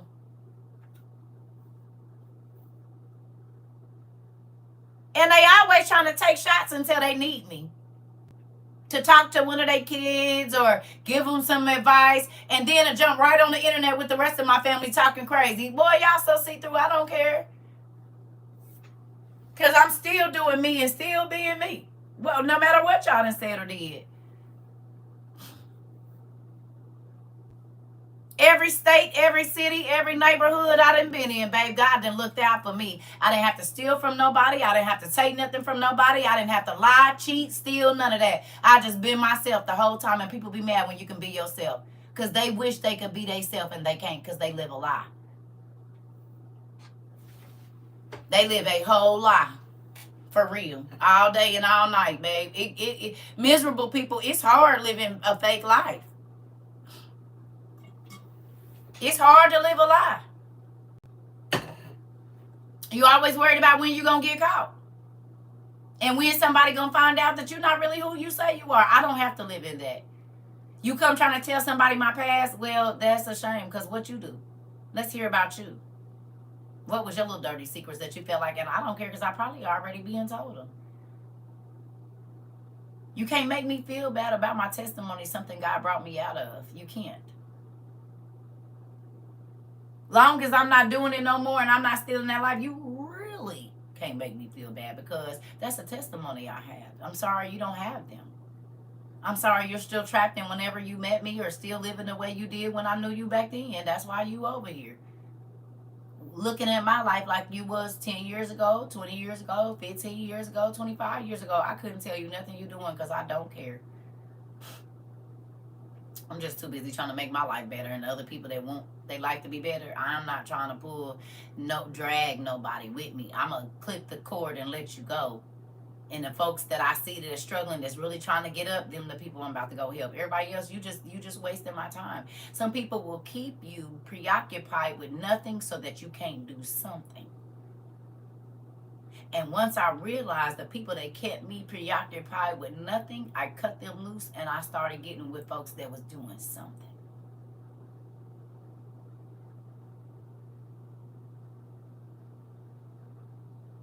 Folks be mad when you leave them where they at. Oh, I'm fine with my life. You always trying to do too much. Okay, well, good. I'm not fine with my life, and I don't want to stay right here because I'm miserable every day. No, thank you. I'm going to move on. I don't care if it's getting in a book and learning everything that I can. I'm still teaching myself something. I will not be the same every day. And this is why I beg y'all to journal, because if you still going through the same stuff you was going through 5 years from now, when you go back and you read in your journal, then you didn't change. If you read it and it still hit you in your throat the same, that means you still the same. You just got older. You understand?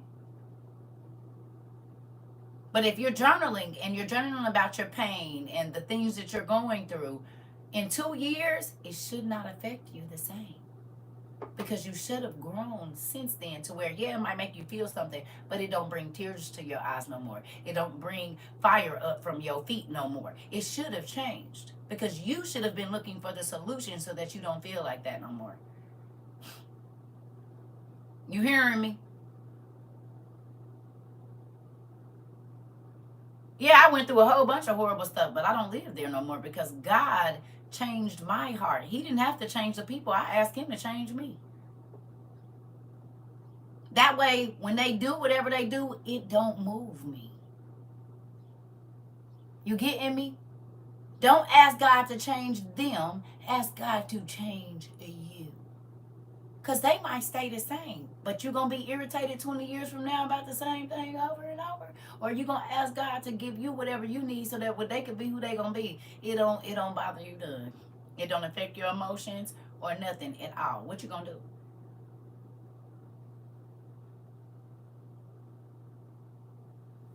Don't change them. Change them too. But if you never change them, change me so that whatever they do don't affect me. That's the way I got through my marriage. Because he wasn't going to change. God changed me. I'm tired of trying to help him change. Change me so that whatever he do don't affect me at all. Don't make me hard-hearted. I still want to be kind. I still want to be loving. I still want to do what I'm supposed to do. But change me. And God did. And he would think that he was doing stuff that was hurting me or whatever, and he didn't know he was like making me disgusted. Because I see you now, sir. Completely. God has pulled the veil back. And I knew I saw you, but I really see you now. You're not here to help. You're here to hurt. And I don't do people like that. I don't know. So, that being said, I'm about to go get in the tub and find me some food. I love y'all. I'll be back in a little bit. Let me go soak. Because I am a sweaty mess right now. Yep, ask God to change you. Quit asking God to change them because you don't like the way they make you feel, and ask God to change you. It'll change your life. I promise. I didn't ask God to change. I pray for them, for God to make them be happy so they can stop making other people miserable. But the change needs to happen over here. Come on. And it ain't that you selfish. I just know you might like the way you are and you might not ever change. So then I need to change me because I might not be able to get away from you. So if I can't get away from you, then I need to understand how to live in this life. You hear me?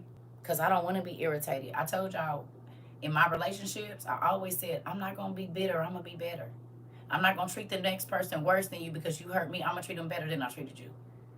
If you was a friend to me and you wasn't a good friend, the next friend I get, I'm going to treat them better. That's all I can see. Because why would I treat them worse so then I got to feel like you? I'm going to be even more loyal to the next person. I'm going to be even more giving to the next person. I'm going to be more understanding to the next person. You don't get to cheat me out of my happiness. Hell no. You already didn't make me happy. Then I'm going to let you keep cheating me out of my happiness and you ain't even here no more? Is you crazy? And ain't. You ain't even worth my energy. Yes. I love y'all. I'll see y'all later.